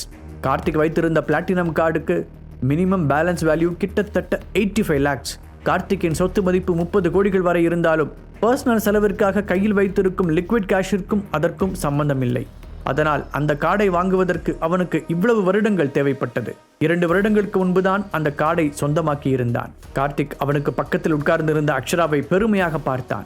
அக்ஷராவிற்கு இந்த அமௌண்ட் எல்லாம் ஒரு பெரிய விஷயம் இல்லை என்றாலும் இந்த வயதில் கார்த்திக் சொந்தமாக அந்த கார்டை வாங்கியிருக்கிறான் என்பது அவளுக்கும் ஆச்சரியமாகத்தான் இருந்தது. அக்ஷராவின் ஆச்சரிய பார்வையை உணர்ந்த கார்த்திக் தன்னை பற்றி பெருமையாக நினைத்து கொண்டான். இன்னைக்கு நைட்டு உங்களுக்கு என்ன தேவையோ அதை வாங்கிக்கோங்க, இங்க இருக்கிற எல்லாருக்கும் நான் தான் பே பண்ண போறேன், அந்த ஒரு டேபிளை தவிர என்று அக்ஷராவிடம் கை காட்டினான் கார்த்திக். அவன் காட்டியது ஹரிஷ் உட்கார்ந்திருந்த டேபிளை. மெதுவாக தள்ளாடி எழுந்த கார்த்திக் கோட் பட்டனை போட்டுக்கொண்டே ஹரிஷின் பக்கத்தில் போனான். ஹரிஷ், உன்கிட்ட காசு இருக்கா? நீ சாப்பிட்டதுக்கு உன்னால பே பண்ண முடியாதுன்னு மட்டும் சொல்லிடாத. அப்புறம் இன்னும் செலவுக்கு உன் பொண்டாடி கிட்ட தான் பிச்சை எடுத்துட்டு இருக்கியா என்று மோசமாக பேசினான். அளவுக்கு அதிகமாக உள்ளே இறங்கியிருந்த வைன் அதுவரை அவன் மெயின்டைன் செய்திருந்த டீசென்ட் இமேஜை காணாமல் போகச் செய்திருந்தது. அவனை பார்த்து அமைதியாக சிரித்த ஹரிஷ் எதுவுமே பேசவில்லை. அவன் தன்னை இன்சல்ட் செய்ததாக உணர்ந்த கார்த்திக் அக்ஷராவிடம் திரும்பினான். அக்ஷரா மேடம், உங்களுக்கு ட்ரீம் லவர் பிடிக்கும்னு சொன்னீங்கல்ல, பெரிய லெவல் எனக்கு நிறைய கனெக்ஷன்ஸ் இருக்கு, டோன்ட் வரி, அதை வாங்க, நான் உங்களுக்கு ஹெல்ப் பண்றேன் என்றார். ஏற்கனவே அவனுடைய இன்டீசென்ட் பிஹேவியரை பார்த்து முகத்தை சுழித்த அக்ஷரா கொஞ்சம் கூட சிரிப்பே இல்லாமல் உங்க அன்புக்கு ரொம்ப தேங்க்ஸ் என்று பதிலளித்தாள். முதல்ல நீ ஒழுங்கா நிக்கிறதுக்கே இன்னொருத்தர் ஹெல்ப் தேவைப்படும் போல, இதுல நீ அந்த பொண்ணுக்கு ஹெல்ப் பண்ண போறியா? மைண்ட் வாய்ஸில் பேசிய ஹரிஷ் முகத்தில் எந்த உணர்ச்சியையும் காட்டாமல் அமர்ந்திருந்தான். கார்த்திக் திரும்பவும் ஏதோ சொல்ல வந்தபோது அவன் கார்டை வாங்கி கொண்டு சென்ற வெயிட்டர் அவனின் பக்கத்தில் வந்தார். Karthik sir, I'm very sorry, இந்த கார்டில் இன்னைக்கு நைட்டுக்கான பில் மொத்தத்தையும் பே பண்ணுற அளவுக்கு அமௌண்ட் இல்லை என்றார். என்ன விளையாடுறீங்களா? இந்த கார்டோட லிமிட் என்னன்னு தெரியுமா? கிட்டத்தட்ட 85 lakhs. இன்னைக்கு நைட்டுக்கான பில்லை பே பண்ணுறதுக்கு இந்த அமௌண்ட் பத்தாதுன்னு என்கிட்டயே வந்து சொல்கிறீங்களா? கார்த்திக் நம்ப முடியாமல் கேட்டான். கோபத்தில் அந்த வெயிட்டரின் காலரை பிடிக்க அவன் முயற்சி செய்ய அங்கிருந்தவர்கள் அவனை தடுத்து நிறுத்தினார்கள். அவர்கள் வந்திருப்பது சென்னையில் பிரபலமான 5-star ஹோட்டல். என்னதான் கார்த்திக் குடிபோதையில் இருந்தாலும் அங்கிருந்த மற்றவர்கள் சற்று நிதானமாகத்தான் இருந்தார்கள். பிரச்சனையை உண்டாக்க நேரமோ இடமோ இது இல்லை என்பது அவர்களுக்கு புரிந்தது. அந்த வெயிட்டர் ஒரு ஸ்டெப் பின்னால் நகர்ந்து நின்று கொண்டு, சாரி சார், நான் உங்களுக்கு இன்ஃபார்ம் பண்ண மறந்துட்டேன், இன்னைக்கு உங்களோட பில் அமௌண்ட் 1,75,00,000 என்றார். அதை கேட்டு கார்த்திக்கிற்கு ஹார்ட் அட்டாக் வராதது உண்மையில் அதிசயம்தான். What, 1 crore? 1 night டின்னருக்கா? அப்படின்னா நாங்கள் கோல்டு பிஸ்கட்டையா சாப்பிட்டோம் என்று அதிர்ச்சியுடன் கேட்டான். அவ்வளவு நேரம் இருந்த போதையெல்லாம் ஒரே நிமிடத்தில் தெளிந்திருந்தது. நீங்க என்ன ஏமாத்த பாக்குறீங்க? முதல்ல உங்க மேனேஜரை வர சொல்லுங்க, நான் அவர்கிட்ட பேசிக்கிறேன் என்று கத்தினான். தன்னுடைய இருக்கையை விட்டு எழாமல் அமர்ந்திருந்த ஹரிஷ் ஒரு வார்த்தை கூட பேசாமல் அங்கு நடப்பதை வேடிக்கை பார்த்தான். கடைசியில் அவனால் சிரிப்பை அடக்க முடியவில்லை. கார்த்திக், உண்மையிலே நீ ஒரு முட்டாள். இன்னைக்கு ஃபுல்லா நீ ஒரு பெரிய பணக்காரனா நடிக்க ட்ரை பண்ண, அதுக்காக யோசிக்காம நீ செஞ்ச விஷயம் எங்க கொண்டு வந்து விட்டுருக்குன்னு பாரு என்று நினைத்தான் ஹரிஷ். கார்த்திக் அந்த ஹோட்டலில் இருப்பதிலேயே பெஸ்ட் வைன் பாட்டில் ஒன்றை ஒவ்வொரு டேபிளுக்கும் வைக்க சொன்ன போதே கடைசியில் இப்படித்தான் நடக்கும் என்பது ஹரிஷ் எதிர்பார்த்திருந்தான். அங்கிருந்தவர்களுக்கு அதை பற்றிய விவரங்கள் தெரிந்திருக்காது. வேர்ல்டு லெவலில் டாப் பிளேஸில் இருக்கும் வைன்களில் ஒன்றை இந்த ஹோட்டல் அவர்களுக்கு வழங்கியது. அதன் பெயர் கிராண்ட் க்ரூ. பிரான்சில் இருந்து இம்போர்ட் செய்யப்பட்டது. அந்த பாட்டிலின் ரீட்டைல் பிரைஸை இந்திய ரூபாயில் கணக்கிட்டால் லட்சங்களை எட்டும். அது கூட தெரியாமல் எந்த முன் யோசனையும் இன்றி கார்த்திக் அதை ஆர்டர் செய்திருந்தான். அந்த வெயிட்டருக்கு கார்த்திக்குடன் ஆர்கியூமெண்ட் செய்ய விருப்பமில்லை. அவர் அந்த ஹோட்டல் மேனேஜரை அழைத்து வந்தான். மேனேஜர் அங்கு வந்ததும் கார்த்திக் அவரிடம் சென்று, இப்படிதான் நீங்க பிசினஸ் பண்ணுவீங்களா? என்ன எல்லாரும் சேர்ந்து என்னை ஏமாத்த பாக்குறீங்களா என்று தகராறு செய்தான். மிஸ்டர் கார்த்திக், நீங்க தான் எங்க கிட்ட இருக்கிற பெஸ்ட் வைனை சர்வ் பண்ண சொன்னீங்க, அதைத்தான் நாங்களும் செஞ்சோம். இந்த முழு பார்ட்டி ஹாலுக்கும் 20+ பாட்டில் தேவைப்பட்டதால நாங்கள் உங்களுக்கு கொஞ்சம் டிஸ்கவுண்ட் கொடுத்து தான் பில் ரெடி பண்ணியிருக்கோம். அமைதியாக பதில் சொன்னார் அந்த மேனேஜர். உண்மையிலேயே அந்த வைன் அவ்வளோ ரேர் ஆனதுன்னா எப்படி நீங்க ஒரே நேரத்தில் 20+ பாட்டில்ஸை என்கிட்ட சொல்லாம சர்வ் பண்ணீங்க? என்னை யாராலையும் முட்டாளாக்க முடியாது. நீங்க பெரிய தப்பு பண்றீங்க என்று வாய்க்கு வந்ததை உளறினான் கார்த்திக். அதோடு அவன் அந்த ஹோட்டல் மேனேஜரின் சட்டையையும் எட்டி பிடித்தான். இங்க என்ன பிரச்சனை? திடீரென்று ஒரு குரல் கேட்கவும் அங்கிருந்த எல்லோரும் திரும்பி பார்த்தார்கள். பிராண்டட் கோட் சூட்டுடன் ஒருவர் நடுவில் வர, அவருக்கு இரு பக்கமும் பிளாக் சூட் அணிந்து பாடி கார்ட்ஸ் நடந்து வந்தனர். நடுவில் வந்தவர் கார்த்திக்கை நோக்கி நடந்தார். அதுவரை தலையில் கை வைத்து ஓரமாக உட்கார்ந்திருந்த அனுராதா அந்த கோட் சூட் மனிதரை பார்த்ததும் வேகமாக எழுந்து வந்தார். மிஸ்டர் தீபக், இங்கே நடந்த மிஸ் அண்டர்ஸ்டாண்டிங்காக நான் உங்ககிட்ட சாரி கேட்டுக்கிறேன். என்னோட பேரன் சம்டைம்ஸ் இப்படி அதிகமாக குடிச்சிட்டு தப்பான முடிவுகள் எடுப்பான். We will settle the bill என்று மெதுவாக கூறினார். அனுராதா அந்த நபருக்கு அவ்வளவு மரியாதை கொடுப்பதை அங்கிருந்த எல்லோரும் பார்த்தார்கள். கார்த்திக் அவரை அப்படி ஒரு நிலையில் நிறுத்திவிட்டான் என்பதை நினைத்து அவர்கள் வருத்தப்பட்டார்கள். தீபக் ரவிச்சந்திரன் அந்த ஹோட்டலில் ஓனர் மட்டுமல்ல, தமிழ்நாட்டின் மிக முக்கியமான பெருந்தலைகளில் அவனும் ஒருவன். அதனால்தான் பாட்டி இந்த பிரச்சனையை அதற்கு மேல் சிக்கலாக்க விரும்பவில்லை. தீபக்கை பார்த்தவுடன் கார்த்திக் சுயநினைவுக்கு வந்தான். அவன் கைகள் நடுங்க அவசரமாக மேனேஜரின் சட்டையில் இருந்து கையை எடுத்தவன் அதன் சுருக்கங்களை நீவி விட்டான். தங்களுடைய ஓனர் வந்தவுடன் கூடுதல் தைரியம் பெற்ற அந்த மேனேஜர், அனுராதா மேடத்தோட ஃபேமிலிங்கிறதுனால தான் நீங்கள் கேட்டதும் பெஸ்ட்டான ஒன்றை நாங்கள் கொடுத்தோம். நீங்கள் பணம் கொடுக்காம இப்படி பிரச்சனை பண்ணுவீங்க நான் எதிர்பார்க்கல என்று கிண்டலாக கூறினார். அந்த ஏசியிலும் கார்த்திக்கிற்கு வேர்த்து ஊற்றியது. இப்போ என்ன உங்களுக்கு? அந்த பில் அமௌண்ட்டை செட்டில் பண்ணணும், அவ்வளோதானே? அப்படி கொடுக்காமலாம் நாங்கள் எங்கேயும் ஓடிட மாட்டோம் என்றவன் திரும்பி பாட்டியை பரிதாபமாக பார்த்தான். பாட்டி ப்ளீஸ் என்று அவன் கெஞ்சலாக கேட்க, ஒரு பெரு மூச்சை விட்ட அனுராதா தீபக்கை திரும்பி பார்த்தார். இப்போ நடந்தது எங்களோட தப்பு தான், நாங்கள் உடனே பில் அமௌண்ட்டை செட்டில் பண்ணிடுறோம் என்றார். அதன் பிறகு தங்களுடைய ஃபேமிலி மெம்பர்ஸை பார்த்த அவர், கார்த்திக்கே மொத்த அமௌண்ட்டையும் செட்டில் பண்ணட்டோன்னு நம்ம அமைதியாக வேடிக்கை பார்த்துட்டு இருக்க முடியாது. ஸோ நீங்கள் ஒவ்வொருத்தரும் 2 lakhs தாங்க, மிச்சத்தை நானும் கார்த்திக்கும் பே பண்ணிக்கிறோம் என்றார். எல்லோரும் சரி என்று தலையாட்டினார்கள். அதை தவிர அவர்களுக்கு வேறு வழியும் இல்லை. இருப்பினும் அங்கிருந்த 2 பேர் மட்டும் சங்கடமான முகத்துடன் ஒருவரையொருவர் பார்த்து கொண்டனர். அது வேறு யாரும் இல்லை, சந்தனாவும் திலகாவும் தான். அவர்கள் இந்த பார்ட்டிக்காக கையில் அவ்வளவு அமௌண்ட்டை எல்லாம் எடுத்துக்கொண்டு வரவில்லை. தன்னிடம் இருந்த பணம், ஹரிஷ் கொடுத்த 4 கோடி எல்லாவற்றையும் சேர்த்து செட்டில் பண்ணி அன்றைக்குத்தான் தன்னுடைய கம்பெனியை மீட்டெடுத்திருந்தாள் சந்தனா. அதனால் இப்போது அவளிடமும் அமௌண்ட் இல்லை. இதற்கும் ஹரிஷை போலவே அவர்களும் அந்த ஒயினை டச் கூட செய்யவில்லை. அவ்வளவு நடந்த பிறகும் கொஞ்சம் கூட திருந்தாத ஜென்மமான கார்த்திக் சந்தனாவை பார்த்து, ஏன் சந்தனா அப்செட்டா தெரியுற? உங்ககிட்ட 2 lakhs கூட இல்லையா? அப்புறம் என்ன தைரியத்தில் இந்த ஹோட்டலுக்குள்ள வந்த என்று கேட்டான். கார்த்திக்கின் மோசமான பேச்சால் அங்கிருந்த எல்லோரும் தன்னையே பார்ப்பதை கவனித்து சந்தனா கூனி கூறுகி நின்றாள். வார்த்தை அளந்து பேசு கார்த்திக், எங்க கிட்ட அந்த அமௌண்ட் இல்லைன்னு உங்ககிட்ட வந்து சொன்னோமா? அதெல்லாம் தேவையான அளவு எங்ககிட்ட அமௌண்ட் இருக்கு, நீ போய் உன்னோட பிரச்சனையை சரி பண்ற வழி பாரு. ஹரிஷின் கம்பீரமான குரல் இந்த பார்ட்டி ஹால் முழுவதும் எதிரொலித்தது. ஹரிஷ் அந்த ஹோட்டல் ஓனர் தீபக்கிற்கு முதுகு காட்டி அமர்ந்திருந்தான். அதனால் அவர் அவனை கவனிக்கவில்லை. இப்போது ஹரிஷின் வாய்ஸை கேட்டவுடன் அவருடைய முகத்தில் ஒரு சர்ப்ரைஸான ரியாக்ஷன் தெரிந்தது. எக்ஸ்கியூஸ் மீ, நீங்க யாருன்னு நான் தெரிஞ்சுக்கலாமா? தீபக் மிக மெதுவான குரலில் கேட்டார். அவருடைய குரலில் லேசான நடுக்கம் தெரிந்தது. மற்றவர்களுக்கு அந்த வித்தியாசம் புரியாவிட்டாலும் ஹரிஷுக்கு தெரிந்தது. ஆனாலும் அவன் திரும்பாமலேயே இருந்தான். தீபக் திடீரென்று ஹரிஷின் மீது இன்ட்ரெஸ்ட் காட்டுவதை பார்த்த கார்த்திக், ஹரிஷ் பேசியது அவரை காயப்படுத்தி விட்டது என்று தப்பாக கணக்கு போட்டான். தீபக் ப்ளீஸ், நீங்க கோபப்படாதீங்க, இவன் எங்க ஃபேமிலி மெம்பர் கூட கிடையாது, எங்க ஃபேமிலியில கல்யாணம் பண்ணிக்கிட்டு வந்திருக்கான், அவ்வளவுதான். உங்களுக்கு அவனை பிடிக்கலனா நீங்க என்ன வேணாலும் செய்யலாம் என்றான். அதை கேட்டு தீபக் அவனை வெறுப்பாக பார்த்து கொண்டிருந்த போதே ஹரிஷ் எழுந்து தீபக்கை பார்த்து அமைதியாக திரும்பி நின்றான். அவனை பார்த்தவுடன் தீபக்கின் முகத்தில் விவரிக்க முடியாத ஒரு உணர்வு போராட்டம் நடந்தது. வேகமாக ஓடி சென்று ஹரிஷை கட்டி அணைத்தவர், இது நிஜமாவே நீங்க தானா? என்னால நம்பவே முடியல, எப்படி இருக்கீங்க பாஸ் என்று எக்ஸைட்மெண்ட்டுடன் கேட்டார். ஹரிஷை பார்த்த தீபக்கின் முகத்தில் ஒரு பியூரான ஹாப்பினஸ் தெரிந்தது. உங்களை பார்த்து எத்தனை வருஷமாச்சு, எப்படி இருக்கீங்க பாஸ்? ஹரிஷை கட்டி பிடித்துக் கொண்டு தீபக் உணர்ச்சி வசப்பட்ட காட்சியை அங்கிருந்த எல்லோரும் அதிர்ச்சியுடன் பார்த்தனர். பாஸ், ஹரிஷ் தீபக்கோட முதலாளியா? எல்லோருக்கும் இந்த ஒரு கேள்விதான் எழுந்தது. தீபக்கிடம் பல வருடங்களாக வேலை பார்த்து வந்த அந்த மேனேஜர் அங்கு நடப்பதை ஆச்சரியத்துடன் பார்த்து கொண்டிருந்தார். ஹரிஷை கண்டதும் தீபக் வெளிப்படுத்தும் உணர்ச்சிகளை பார்க்க அந்த மேனேஜருக்கு அதிசயமாக இருந்தது. எப்பவும் கூலா அமைதியா இருக்கிற நம்ம தீபக் சாரா இது?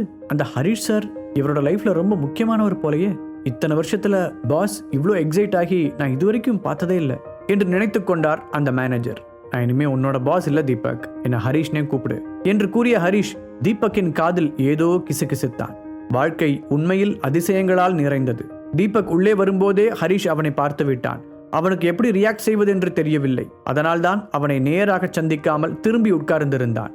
ஆனால் கெட்ட எண்ணத்துடன் கார்த்திக் செய்த செயல் இருவரையும் நேருக்கு நேர் பார்க்க வைத்து விட்டது. அவர்கள் இருவருக்கும் இடையில் ஒரு பெரிய பிளாஷ்பேக் இருந்தது. 7-8 வருடங்களுக்கு முன்பு ஹரிஷ் டீனேஜில் இருந்த பொழுது தீபக்கின் உயிரை காப்பாற்றியிருந்தான். அந்த நேரத்தில் தீபக் இவ்வளவு பெரிய பணக்காரன் எல்லாம் இல்லை. அவனுக்கு சின்ன சின்ன குற்றங்களில் ஈடுபடும் கிரிமினல்களோடு தொடர்பு இருந்ததால் சில எதிரிகளும் உருவாகி இருந்தனர். ஹரிஷ் முதல் முறையாக தீபக்கை பார்த்தபோது சில ரவுடிகள் சேர்ந்து அவனை உயிர் போகும் அளவிற்கு அடித்துக் கொண்டிருந்தனர். எப்பொழுதும் தன்னுடைய 2 பாடிகார்டுகளுடன் வலம் வரும் ஹரிஷ் மட்டும் அப்பொழுது எதேச்சையாக அந்த பக்கம் வரவில்லை என்றால் அன்றைக்கே தீபக் இறந்திருப்பான். இன்றைக்கு இவ்வளவு பெரிய 5 ஸ்டார் ஹோட்டலின் ஓனராக அவன் உருவாகி இருக்க மாட்டான். ஹரிஷ் அவன் உயிரை காப்பாற்றிய பிறகு இருவரும் ஃப்ரெண்ட்ஸாக பழகத் தொடங்கியிருந்தனர். அப்பொழுது தீபக் தன்னுடைய பழைய மோசமான வாழ்க்கையை விட்டு வெளியே வந்து புதிதாக ஒரு தொழில் தொடங்க வேண்டும் என்று ஆசைப்பட்டான். ஆனால் அவனிடம் தேவையான பணம் இல்லை. ஹரிஷ் தான் அவனுக்கு லட்சக்கணக்கில் பணம் தந்து உதவினான். அந்த பணத்திற்கு ஈடாக அவன் தீபக்கிடம் எதையுமே எதிர்பார்க்கவில்லை. ஹரிஷின் ஃபேமிலி பேக்ரவுண்டிற்கு அந்த அமௌண்ட் ஒரு பெரிய விஷயம் இல்லை என்றாலும் அதை சும்மா தூக்கி கொடுத்துவிட யாருக்கும் மனம் வந்து விடாது. ஹரிஷ் அதை மிகச் சாதாரணமாக செய்தான். ஹரிஷ் தீபக்கை பார்க்காத இந்த 6-7 வருடங்களில் அவன் அடைந்திருக்கும் உயரம் உண்மையிலேயே ஹரிஷை அதிர்ச்சி அடைய செய்தது. தீபக் ஹரிஷிடமிருந்து பணம் கிடைத்த பிறகு தன்னுடைய பழைய கெட்ட சகவாசங்கள் அனைத்தையும் கட் பண்ணிவிட்டு வெளியில் வந்தான். முக்கியமாக தன்னுடைய எதிரிகளிடமிருந்து விலகி வாழ்வதற்காக சென்னையை தேர்ந்தெடுத்த அவன் தனி ஆளாக இங்கே வந்து ஒரு புதிய வாழ்க்கையை தொடங்கினான். அவனுடைய ஹார்ட் ஒர்க்கின் பலனாக இன்றைக்கு இவ்வளவு பெரிய லக்ஸூரியஸ் ஹோட்டலை கட்டியுள்ளான். தீபக் உண்மையில் இதற்காக ஹரிஷிடம் தேங்க்ஸ் சொல்ல விரும்பினான். ஆனால் தன்னுடைய பழைய வாழ்க்கையால் ஹரிஷிற்கும் அவனுடைய குடும்பத்திற்கும் ஏதாவது அவமானம் வந்து விடுமோ என்று பயந்தான். அதனால் முதலில் ஒதுங்கியிருந்தவன் 2 ஆண்டுகளுக்கு முன்புதான் தன்னுடைய பழைய வாழ்க்கையிலிருந்து ரொம்ப தூரம் வந்து தன்னை நிலைநிறுத்திக் கொண்ட தைரியத்தில் ராஜேஸ்வரன் குடும்பத்தை தொடர்பு கொண்டான். அப்பொழுதுதான் ஹரிஷ் அவருடைய சொந்த குடும்பத்திலிருந்து துரத்தி அடிக்கப்பட்டது தீபக்கிற்கு தெரிய வந்தது. அவன் நிஜமாக இதை எதிர்பார்க்கவில்லை. ஹரிஷை தேடுவதற்காக அவன் சில ஆட்களை ஏற்பாடு செய்திருந்தான்.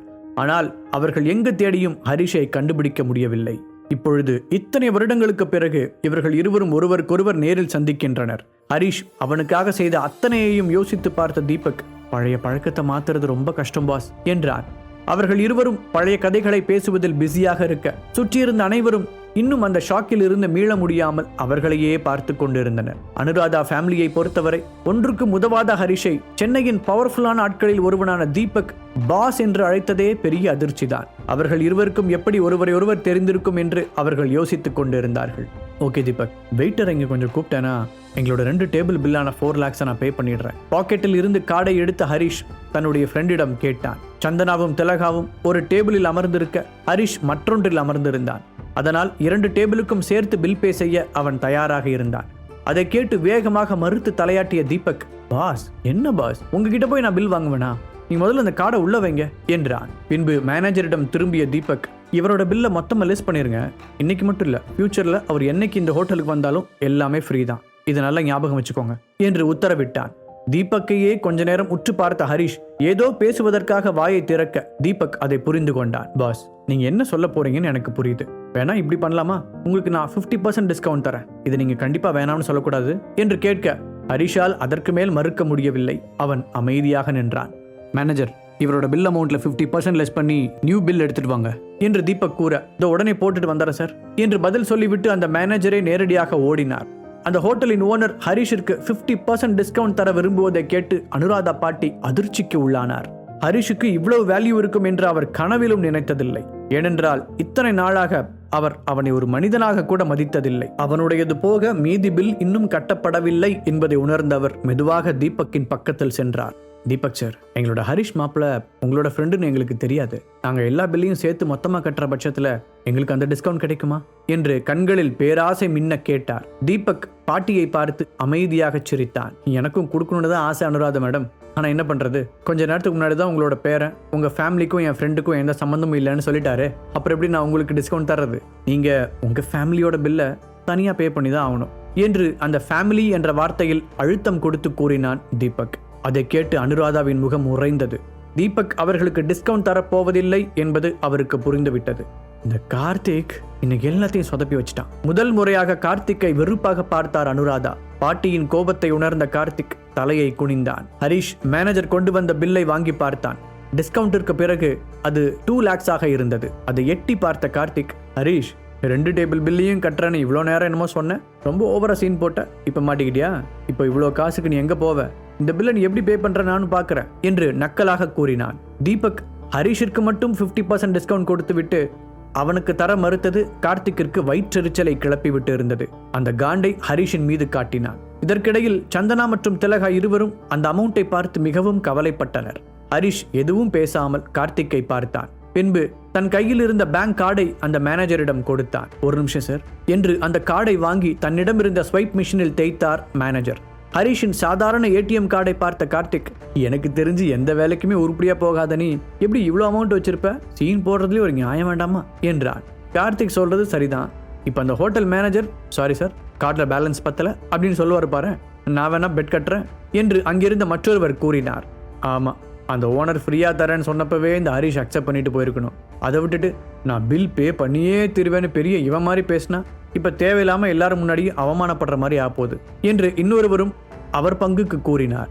அவர்கள் ஹரிஷை பற்றி பேசுவதை கேட்டு கடுப்பான தீபக் திரும்பி அவர்களை பார்த்து முறைத்தான். அதில் நடுங்கி போன இருவரும் கப்சிப்பென வாயை இறுக்க மூடிக்கொண்டார்கள். தீபக்கிற்கு இருந்த கோபத்தில் கார்த்திக் தனியாக மாட்டியிருந்தால் அவன் பேசும் பேச்சுக்கு இந்நேரம் வாயை உடைத்திருப்பான். பணம் இல்லாததால் ஹரிஷின் கார்டு ரிஜெக்ட் ஆகிவிடுமோ என்று சந்தனா பதட்டத்துடன் மேனேஜரையே பார்த்து கொண்டிருந்தாள். ஹரிஷிடம் 2 பேங்க் கார்டுகள் இருக்கும் விஷயமே அவளுக்கு இப்போதுதான் தெரியும். இன்னமும் அவளுக்கு தெரியாமல் ஹரிஷிடம் 3ஆவதாக ஒரு கார்டு இருக்கிறது. அந்த கார்டு அவர்களுக்கெல்லாம் வாழ்க்கையில் நினைத்து கூட பார்க்க முடியாத ஒன்று என்று தெரிந்தால் அவளுடைய ரியாக்ஷன் என்னவாக இருக்கும் என்பது தெரியவில்லை. பாஸ்வேர்டுக்காக ஹரிஷிடம் மிஷினை நீட்டிய மேனேஜர் அடுத்த சில நொடிகளில் பே செய்யப்பட்டு விட்டதாக அந்த பில்லையும் கார்டையும் தேங்க்யூ சார் என்று கூறிக்கொண்டே அவரிடம் கொடுத்தார். என்ன, டிரான்சாக்ஷன் முடிஞ்சதா? இது எப்படி நடந்துச்சு? அங்கிருந்த எல்லோரின் முகங்களிலும் கன்ஃபியூஷன் தெரிந்தது. இவ்வளவு நாள் வீட்டோடு மாப்பிள்ளையாக மட்டும் அவர்களுக்கு அறிமுகமாகி இருந்த ஹரிஷ் இன்றைக்கு ஒரு புரியாத புதிராக தெரிந்தான். சந்தனா ஹரிஷின் சட்டையை பிடித்து இழுத்து, உனக்கு எங்கிருந்து அவ்வளவு பணம் வந்துச்சு என்று அவனுடைய காதில் மெதுவாக கேட்டாள். 1 நிமிஷம் என்று கூறிய ஹரிஷ் அந்த காஸ்ட்லி ஒயினை எடுத்து ஒரு முறை சர் என்று ஒரு ஷாட் குடித்து விட்டு சந்தனாவிடம் வந்து, அதான் நம்ம பே பண்ணிட்டோம்ல, இன்னைக்கு கெத்தா ட்ரிங்க் பண்ணலான்னு தான் ஒரு ஷாட் எடுத்துக்கிட்டேன் என்று ஸ்டைலாக சொல்லிவிட்டு, சந்தனா பேபி அதை பற்றியெல்லாம் நீ ஒரி பண்ணிக்காத, நீ இந்த பார்ட்டியை நல்லா என்ஜாய் பண்ணன்னு நினைக்கிறேன். ஹரிஷ் சிரித்துக்கொண்டே பதில் சொன்னான். சந்தனாவும் அதற்கு மேல் அங்கு சீன் கிரியேட் செய்ய விரும்பவில்லை. இப்போது அவளுக்கு அங்கு நடந்ததை பற்றி என்ன நினைப்பது என்று கூட தெரியவில்லை. ஒரு நிமிடம் யோசித்த ஹரிஷ் சந்தனாவிடம் திரும்பி, எனக்கு இன்னும் கொஞ்சம் முக்கியமான வேலை இருக்கு, நீங்க எனக்காக வெயிட் பண்ண வேண்டாம், நீ அத்தையை கூட்டிட்டு வீட்டுக்கு போயிரு, நான் சீக்கிரமே வந்துடுவேன், அப்புறம் காரை பார்த்து பொறுமையா டிரைவ் பண்ணு என்றான் ஹரிஷ். சந்தனா தீபக்கையும் ஹரிஷையும் மாறி மாறி பார்த்துவிட்டு சரி என்று தலையசைத்தாள். அவள் தன் அம்மாவுடன் அங்கிருந்து கிளம்பினாள். அங்கு நடந்ததையெல்லாம் பார்த்து திலகாவும் பேச முடியாமல் வாயடைத்து போயிருந்தாள். எதுவும் பேசாமல் அவரும் அமைதியாகவே மகளுடன் சென்று விட்டார். அனுராதா ஃபேமிலி வேறு வழியில்லாமல் தங்களுக்கான பில்லை கட்டிவிட்டு ஒவ்வொருவராக அங்கிருந்து கிளம்பினார்கள். கடைசியாக ஹரிஷும் தீபக்கும் தனியாக ஒரு காரில் ஏற தீபக் அந்த காரை டிரைவ் செய்தான். பாஸ், நீங்க லாஸ்ட் 2 இயர்ஸா சென்னையில் தான் இருக்கீங்களா என்று தீபக் கேட்க, ஜன்னலுக்கு வெளியே வேடிக்கை பார்த்து கொண்டிருந்த ஹரிஷ் ஆம் என்று தலையசைத்தவன், தீபக் நீ ரொம்ப வருஷமா இங்கேதான் இருக்கான்னு எனக்கு தெரியாது என்ற ஹரிஷ், சரி இப்போ நீ என்னை எங்கே கடத்திட்டு போற என்று கேட்டான். ஒரு சர்ப்ரைஸான பிளேஸுக்கு, ஒரு சர்ப்ரைஸான ஆளை பார்க்க போறோம் என்றான் தீபக். அவன் யாரை பற்றி பேசுகிறான் என்று புரியாமல் முழித்தான் ஹரிஷ். ஹரிஷ் யார் என்று யோசிக்க தீபக் தொடர்ந்து பேசினான். கொஞ்சம் வருஷத்துக்கு முன்னாடி தான் அவங்களும் என்ன மாதிரியே உங்களை தேடிட்டு இருக்காங்கன்னு எதேச்சியாக கண்டுபிடிச்சேன். இப்போ நான் உங்களை ஹோட்டலில் பார்த்தேன்னு சொன்ன உடனேயே அவங்க ரொம்ப சந்தோஷமாயிட்டாங்க. அதுக்கப்புறம் நாங்கள் 2 பேரும் சேர்ந்து உங்களை சர்ப்ரைஸ் பண்ணலான்னு முடிவு பண்ணோம் என சந்தோஷமாக கூற, அதை கேட்டு சிரித்த ஹரிஷ், நீ இவ்வளோ பெரிய 5 ஸ்டார் ஹோட்டலுக்கு சொந்தக்காரனா இருப்பான்னு நான் எதிர்பார்க்கவே இல்லை, நான் உன்னை நம்பினது வீண் போகலை என்று உற்சாகமாக கூற, அது சரி, புதுசாக எங்கேயாவது போய் பிஸ்னஸ் ஸ்டார்ட் பண்ணால் பெட்டராக இருக்கும்னு நீங்கள் தானே சொன்னீங்க, அது எனக்கு நல்ல ஐடியாவாக தோணுச்சு. என்னோட ஃப்ரெண்டு ஒருத்தன் இங்கே இருந்தான், அதான் நீங்கள் கொடுத்த பணத்தை எடுத்துக்கிட்டு தைரியமாக கிளம்பி வந்துட்டேன். ஆரம்பத்தில் கொஞ்சம் கஷ்டமாக தான் இருந்துச்சு, அப்புறம் இப்படியே சமாளிச்சிட்டேன். இப்போ நீங்கள் என்னை நினச்சி பெருமைப்படுவீங்கன்னு நினைக்கிறேன் என்றார். கண்டிப்பா என்று ஹரிஷ் சொல்ல, இன்னும் கொஞ்ச தூரம் சென்ற தீபக் ஒரு பெரிய ஆஃபீஸ் காம்ப்ளெக்ஸ் முன்னால் காரை நிறுத்தினான். காரில் இருந்து இறங்கிய ஹரிஷ் அங்கிருந்த போர்டை அண்ணாந்து பார்க்க, ஐரா இன்டர்நேஷனல் கம்பெனி என்று தங்க நிறத்தில் பெயர் மின்னியது. ஐரா தனக்குள் சொல்லிய ஹரிஷ் ஒரு நொடி மூளைக்குள் மின்னல் அடிக்க தீபக்கை திரும்பி பார்த்து, நிஜமாவா, அவளா என்று ஆச்சரியத்துடன் கேட்டான். அச்சோ, இந்த போர்டு விஷயத்த மறந்துட்டேனே, இப்போ பாருங்க ஈஸியாக கண்டுபிடிச்சிட்டீங்க என்று வருத்தப்பட்ட தீபக், சரி பரவாயில்ல, நாங்கள் உங்களுக்கு இன்னொரு சர்ப்ரைஸ் கூட வச்சிருக்கோம் என்றான். அதை கேட்டு ஹரிஷ் புருவத்தை உயர்த்த, பாஸ் அதை கண்டிப்பாக நான் சொல்ல மாட்டேன், என்னன்னு நீங்களே உள்ள வந்து பார்த்து தெரிஞ்சுக்கோங்க என்று கூறிவிட்டு அவன் உள்ளே செல்ல ஒரு பெரிய சிரிப்புடன் ஹரிஷும் அவனை பின்தொடர்ந்தான். அந்த ஆபீஸ் கட்டிடம் மிகவும் ரசனையுடன் வடிவமைக்கப்பட்டிருந்தது. மெயின் ஹாலிற்குள் சென்றவுடன் அவர்கள் இருவரையும் புன்னகையுடன் வரவேற்ற ஒரு பெண், தீபக் சார், பிரசிடென்ட் மேடம் உங்களுக்காக ஆபீஸ் ரூம்ல வெயிட் பண்ணிட்டு இருக்காங்க என்று கூற தீபக் ஹரிஷை அழைத்துக் கொண்டு லிப்டில் ஏறினான். அப்போது ஹரிஷ் ஐராவை முதல் முறையாக சந்தித்த நாளை பற்றி நினைத்து பார்த்தான். அவனுடைய உதட்டில் தானாக ஒரு புன்னகை வந்து ஒட்டி கொண்டது. பல வருடங்களுக்கு முன்பாக ஒரு ஷாப்பிங் காம்ப்ளெக்ஸில் தான் ஐராவை சந்தித்தான் ஹரிஷ். அங்கு ஒரு கடையில் ஹரிஷ் தன் லேப்டாப் பேக்கை மறந்து வைத்து விட்டு வர அந்த கடையில் வேலை பார்த்த ஐரா அதை கவனித்தாள். அவள் அதை எடுத்துக்கொண்டு வெளியே ஓடி வந்த போது ஹரிஷ் காரில் ஏறி கிளம்பியிருந்தான். கிட்டத்தட்ட 3 தெருக்கள் அந்த காரை பின்தொடர்ந்து ஓடி வந்தாள் அவள். திடீரென அவனுக்கு தன்னுடைய பேக் நினைவுக்கு வந்து காரை யூட்டர்ன் போடச் சொன்னான். அப்போது அந்த கார் கதவை தட்டிய ஐரா கையில் அவனுடைய பேக்குடன் மூச்சு வாங்க நின்று கொண்டிருந்தாள். 3 தெருக்கள் காரின் பின்னே விடாமுயற்சியுடன் ஓடி வந்தவளை ஆச்சரியமாக பார்த்தான் ஹரிஷ். அதன் பிறகு இருவருக்கும் இடையேயான அறிமுகம் நாளடைவில் நல்ல நட்பாக மாறியது. ஒருமுறை ஷாப்பிங் காம்ப்ளெக்ஸில் ஏழை என்ற ஒரே காரணத்திற்காக அவள் மீது ஒரு திருட்டு பட்டம் விழ எதேச்சையாக அங்கு சென்றிருந்த ஹரிஷ் தான் அந்த பள்ளியில் இருந்து அவளை சாமர்த்தியமாக காப்பாற்றினான். அந்த நிகழ்வுக்கு பிறகு ஐரா ஹரிஷிடம் மிகுந்த நன்றி உணர்ச்சியோடு இருந்தாள்.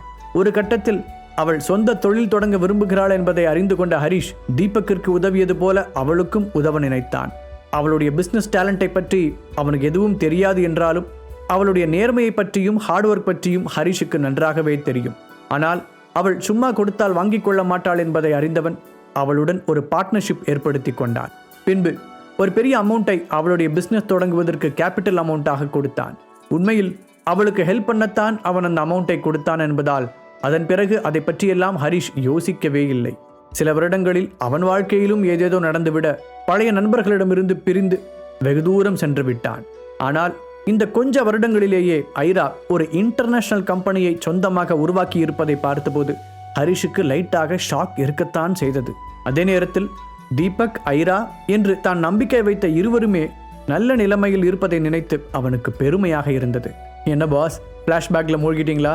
ஹரிஷ் எதுவுமே பேசாமல் வருவதை பார்த்து தீபக் கேட்டான். ஆமா சொன்ன ஹரிஷ் கியூட்டாக சிரித்தான். இந்த சிரிப்பு தான் பாஸ் நான் ரொம்ப மிஸ் பண்ணேன். தீபக் ஃபீலிங்குடன் கூற ஹரிஷ் விளையாட்டாக அவனுடைய தோளில் அடித்தான். இங்க இருக்கிறது எல்லாமே நியூ ப்ராடக்ட்ஸ், இப்பதான் ரிலீஸ் பண்ணியிருக்காங்க. போகும்போது வேணா உங்க ஒய்ஃபுக்கு எடுத்துட்டு போங்க பாஸ், ரொம்ப சந்தோஷப்படுவாங்க. தீபக் சொல்ல ஹரிஷ் அப்பொழுதுதான் சுற்றிலும் பார்த்தான். அந்த ஃப்ளோர் மொத்தமும் ஸ்கின் கேர் மற்றும் பியூட்டி ப்ராடக்ட்ஸ் இடம் பிடித்திருந்தது. பாஸ் நீங்க இங்கே ஒரு 2 மினிட்ஸ் மட்டும் வெயிட் பண்ணுங்க, நான் இப்போ வந்துடுறேன். தீபக் சொல்ல புரிந்து கொண்ட ஹரிஷ் சம்மதமாக தலையசைத்தான். இவ்வளோ பில்டப் கொடுக்குற அளவுக்கு அப்படி என்னதான் சர்ப்ரைஸ் வச்சிருக்காங்க? சரி எதுவாக இருந்தாலும் இன்னும் கொஞ்ச நேரத்தில் தெரியுதான போகுது, வெயிட் பண்ணி தான் பார்ப்போம் நினைத்தவன் தோலை குலுக்கி விட்டு அங்கிருந்த பொருட்களை வேடிக்கை பார்க்க ஆரம்பித்தான். ஹே ஹரிஷ், நீங்க என்ன பண்ற? அவனுக்கு பழக்கமான ஒரு வாய்ஸ் கீச் கீச் என்று கேட்க ஹரிஷ் திடுக்கிட்டு திரும்பினான். அவன் கெஸ் பண்ணியது போலவே அங்கு நின்று கொண்டு இருந்தது சந்திராவின் க்ளோஸ் ஃப்ரெண்ட் தர்ஷினி தான். ஆஹா, இந்த அரலூசி இங்க என்ன பண்ணுது? ஐயோ சும்மாவே ஓட்டவையாச்சே, போய் இவ கண்ணிலையா படணும் என்று மனதிற்குள் நினைத்தவன் வெளியில் அவளை பார்த்து பேருக்கு சிரித்து வைத்தான். ஆய் தர்ஷினி, நீங்க இங்க என்று ஃபார்மாலிட்டிக்கு அவன் கேட்க அந்த கேள்வியை நான் கேட்கணும். ஏன்னா என்னோட ஹஸ்பண்ட் இங்கே தான் டிபார்ட்மெண்ட் மேனேஜராக ஒர்க் பண்ணுறாரு. நேற்று தான் அவருக்கு ரீஜனல் மேனேஜராக ப்ரொமோஷன் கொடுத்துருக்காங்க. தர்ஷினி பெருமையாக கூறினாள். சரி, அதுக்கும் நீ இங்கே வந்ததுக்கும் என்ன சம்பந்தம்? ஓ, உன்னோட ஹஸ்பண்டை பார்க்க வந்தியா? அவர் மேலே அவ்வளோ பாசமா உனக்கு? ஹரிஷ் கிண்டலாக கேட்டான். அதை கேட்டு தர்ஷினியின் முகம் சிவந்தது. அவள் இங்கு வந்ததற்கு காரணமே ஹஸ்பண்டிற்கு கிடைத்த ப்ரமோஷனை சாக்காக வைத்து இங்கு டிஸ்பிளேயில் வைத்திருக்கும் நியூ ப்ராடக்ட்ஸை பார்த்துவிட்டு அப்படியே கொஞ்சம் எடுத்துக்கொண்டு போகலாம் என்பதுதான். ஹரிஷை இங்கு பார்ப்போம் என்று அவள் எதிர்பார்க்கவே இல்லை. அவளுடைய ஃபேஸ் ரியாக்ஷனை வைத்தே எதற்காக வந்திருக்கிறாள் என்பதை கெஸ் செய்த ஹரிஷ், ஓ மேடம் ஹஸ்பண்ட் பேரை சொல்லி இங்கே இருக்கிற ப்ராடக்ட்ஸை ஓசியில் தள்ளிட்டு போகலான்னு வந்திருக்கீங்களா? நம்ம வீட்டுக்கு வந்தால் மட்டும் பெரிய ராயல் ஃபேமிலி, கால் தரையிலேயே படாது அப்படிங்கிற மாதிரி கலர் கலராக ரீல் விடுறது, பத்தாவதுக்கு போகிற போக்கில் நம்ம டார்லிங் மனசையும் சேர்த்து குழப்பி விட்டுட்டு போகிறது. வீட்டுக்கு வரும்போதெல்லாம் நம்மளை என்ன டார்ச்சர் பண்ணுறா, இவளை ஏதாச்சும் செய்யணுமே என்று யோசித்தான். அதற்குள் அவனை மேலும் கீழுமாக பார்த்த தர்ஷினி, ஆமாம் ஹரிஷ், இங்கே இருக்கிற ப்ராடக்ட்ஸ் எல்லாம் ரொம்ப காஸ்ட்லின்னு உனக்கு தெரியாதா? இதெல்லாம் வாங்குறதுக்கு ஃபர்ஸ்ட் உங்ககிட்ட அமௌண்ட் இருக்கா? அப்படி உங்ககிட்ட காசு இல்லாட்டி முதல்ல இங்கேருந்து வெளியே போயிடு, அப்புறம் தேவையில்லாமல் இங்கே இருக்கிற ஸ்டாப்ஸ் உன்னை கழுத்தை பிடிச்சி வெளியே தள்ளுற மாதிரி ஆயிடும் என்று கதவை கை காட்டி வேகமாக கூறினாள். அதை கேட்ட ஹரிஷ் சிரித்துக்கொண்டே, என்னால் இதெல்லாம் வாங்க முடியுமா இல்லையாங்கிறத பற்றி நீ ரொம்ப கவலைப்பட வேண்டாம். அப்புறம் உன்னோட ஹஸ்பண்ட் இங்கே மேனேஜர் தானே, ஓனர் ஒன்றும் இல்லையே, கேலியாக ஹரிஷ் கேட்கவும் தர்ஷினியின் முகம் சுருங்கியது. இப்பதான் பார்க்க அழகா இருக்க. அன்னைக்கு இதே மாதிரி இன்னொரு போட்டோ எடுத்துக்கலாம்னு நினைச்சேன், அதுக்குள்ள ஓடிட்டியே. அப்போ இதே மாதிரி தான் என்னால் சந்தனாவுக்கு பணம் தர முடியாதுன்னு சேலஞ்ச் பண்ணேன். கடைசியில் என்னாச்சுன்னு ஞாபகம் இருக்குல்ல? ஹரிஷ் புருவத்தை உயர்த்தியபடி அலட்சியமாக கேட்டான். ஹரிஷ் அதை பற்றி பேசவும் தர்ஷினியின் முகத்தில் ஆத்திரம் தெரிந்தது. நீ ஓவரா சீன் போடுறத முதல்ல நிறுத்து. நீ என்ன ஃப்ராடு வேலை பண்ணி அந்த காசை கொண்டு வந்தான்னு யாருக்கு தெரியும் என்றாள். அதை நான் எப்படி கொண்டு வந்தா உனக்கு என்ன? எப்படியோ நீ முடியாதுன்னு சொன்னதை நான் செஞ்சு காட்டினா இல்லையா? ஹரிஷுக்கு அவளுடன் வாயாடுவது பிடித்திருக்க விளையாட்டாக வம்பிழுத்து கொண்டிருந்தான். அப்போது லேசான வழுக்கை தலையுடன் இருந்த ஒருவன் அங்கு வந்தான். டியர், என்னாச்சு? யாருது? ஏன் உன் முகமெல்லாம் ஒரு மாதிரி இருக்கு என்று அவன் கேட்டதிலிருந்தே அது தர்ஷினியின் ஹஸ்பண்ட் என்று தெரிந்தது. சைலண்டாக அவரை பார்த்த ஹரிஷ் தர்ஷினியையும் திரும்பி பார்த்தான். அதற்குள் தர்ஷினி ஹரிஷை கை காட்டி, டார்லிங், இவர் என்னோட ஃப்ரெண்டு சந்தனாவோட ஹஸ்பண்ட், தேவையில்லாம என்கிட்ட ரூடா நடந்துக்கிறாரு, நீங்களே என்னன்னு கேளுங்க என்று செல்லமாக சினுங்கிக் கொண்டே கூறினாள். அதை பார்த்து ஹரிஷுக்கு சிரிப்பு தான் வந்தது. தர்ஷினியின் ஹஸ்பண்ட் பெயர் விஷால். அவன் கொஞ்சம் முரட்டுத்தனமானவன் மற்றும் ஷார்ட் டெம்பர் குணம் கொண்டவன். தர்ஷினி சொன்னதை கேட்டு உடனடியாக கோவப்பட்ட அவன் ஹரிஷை முறைத்தான்.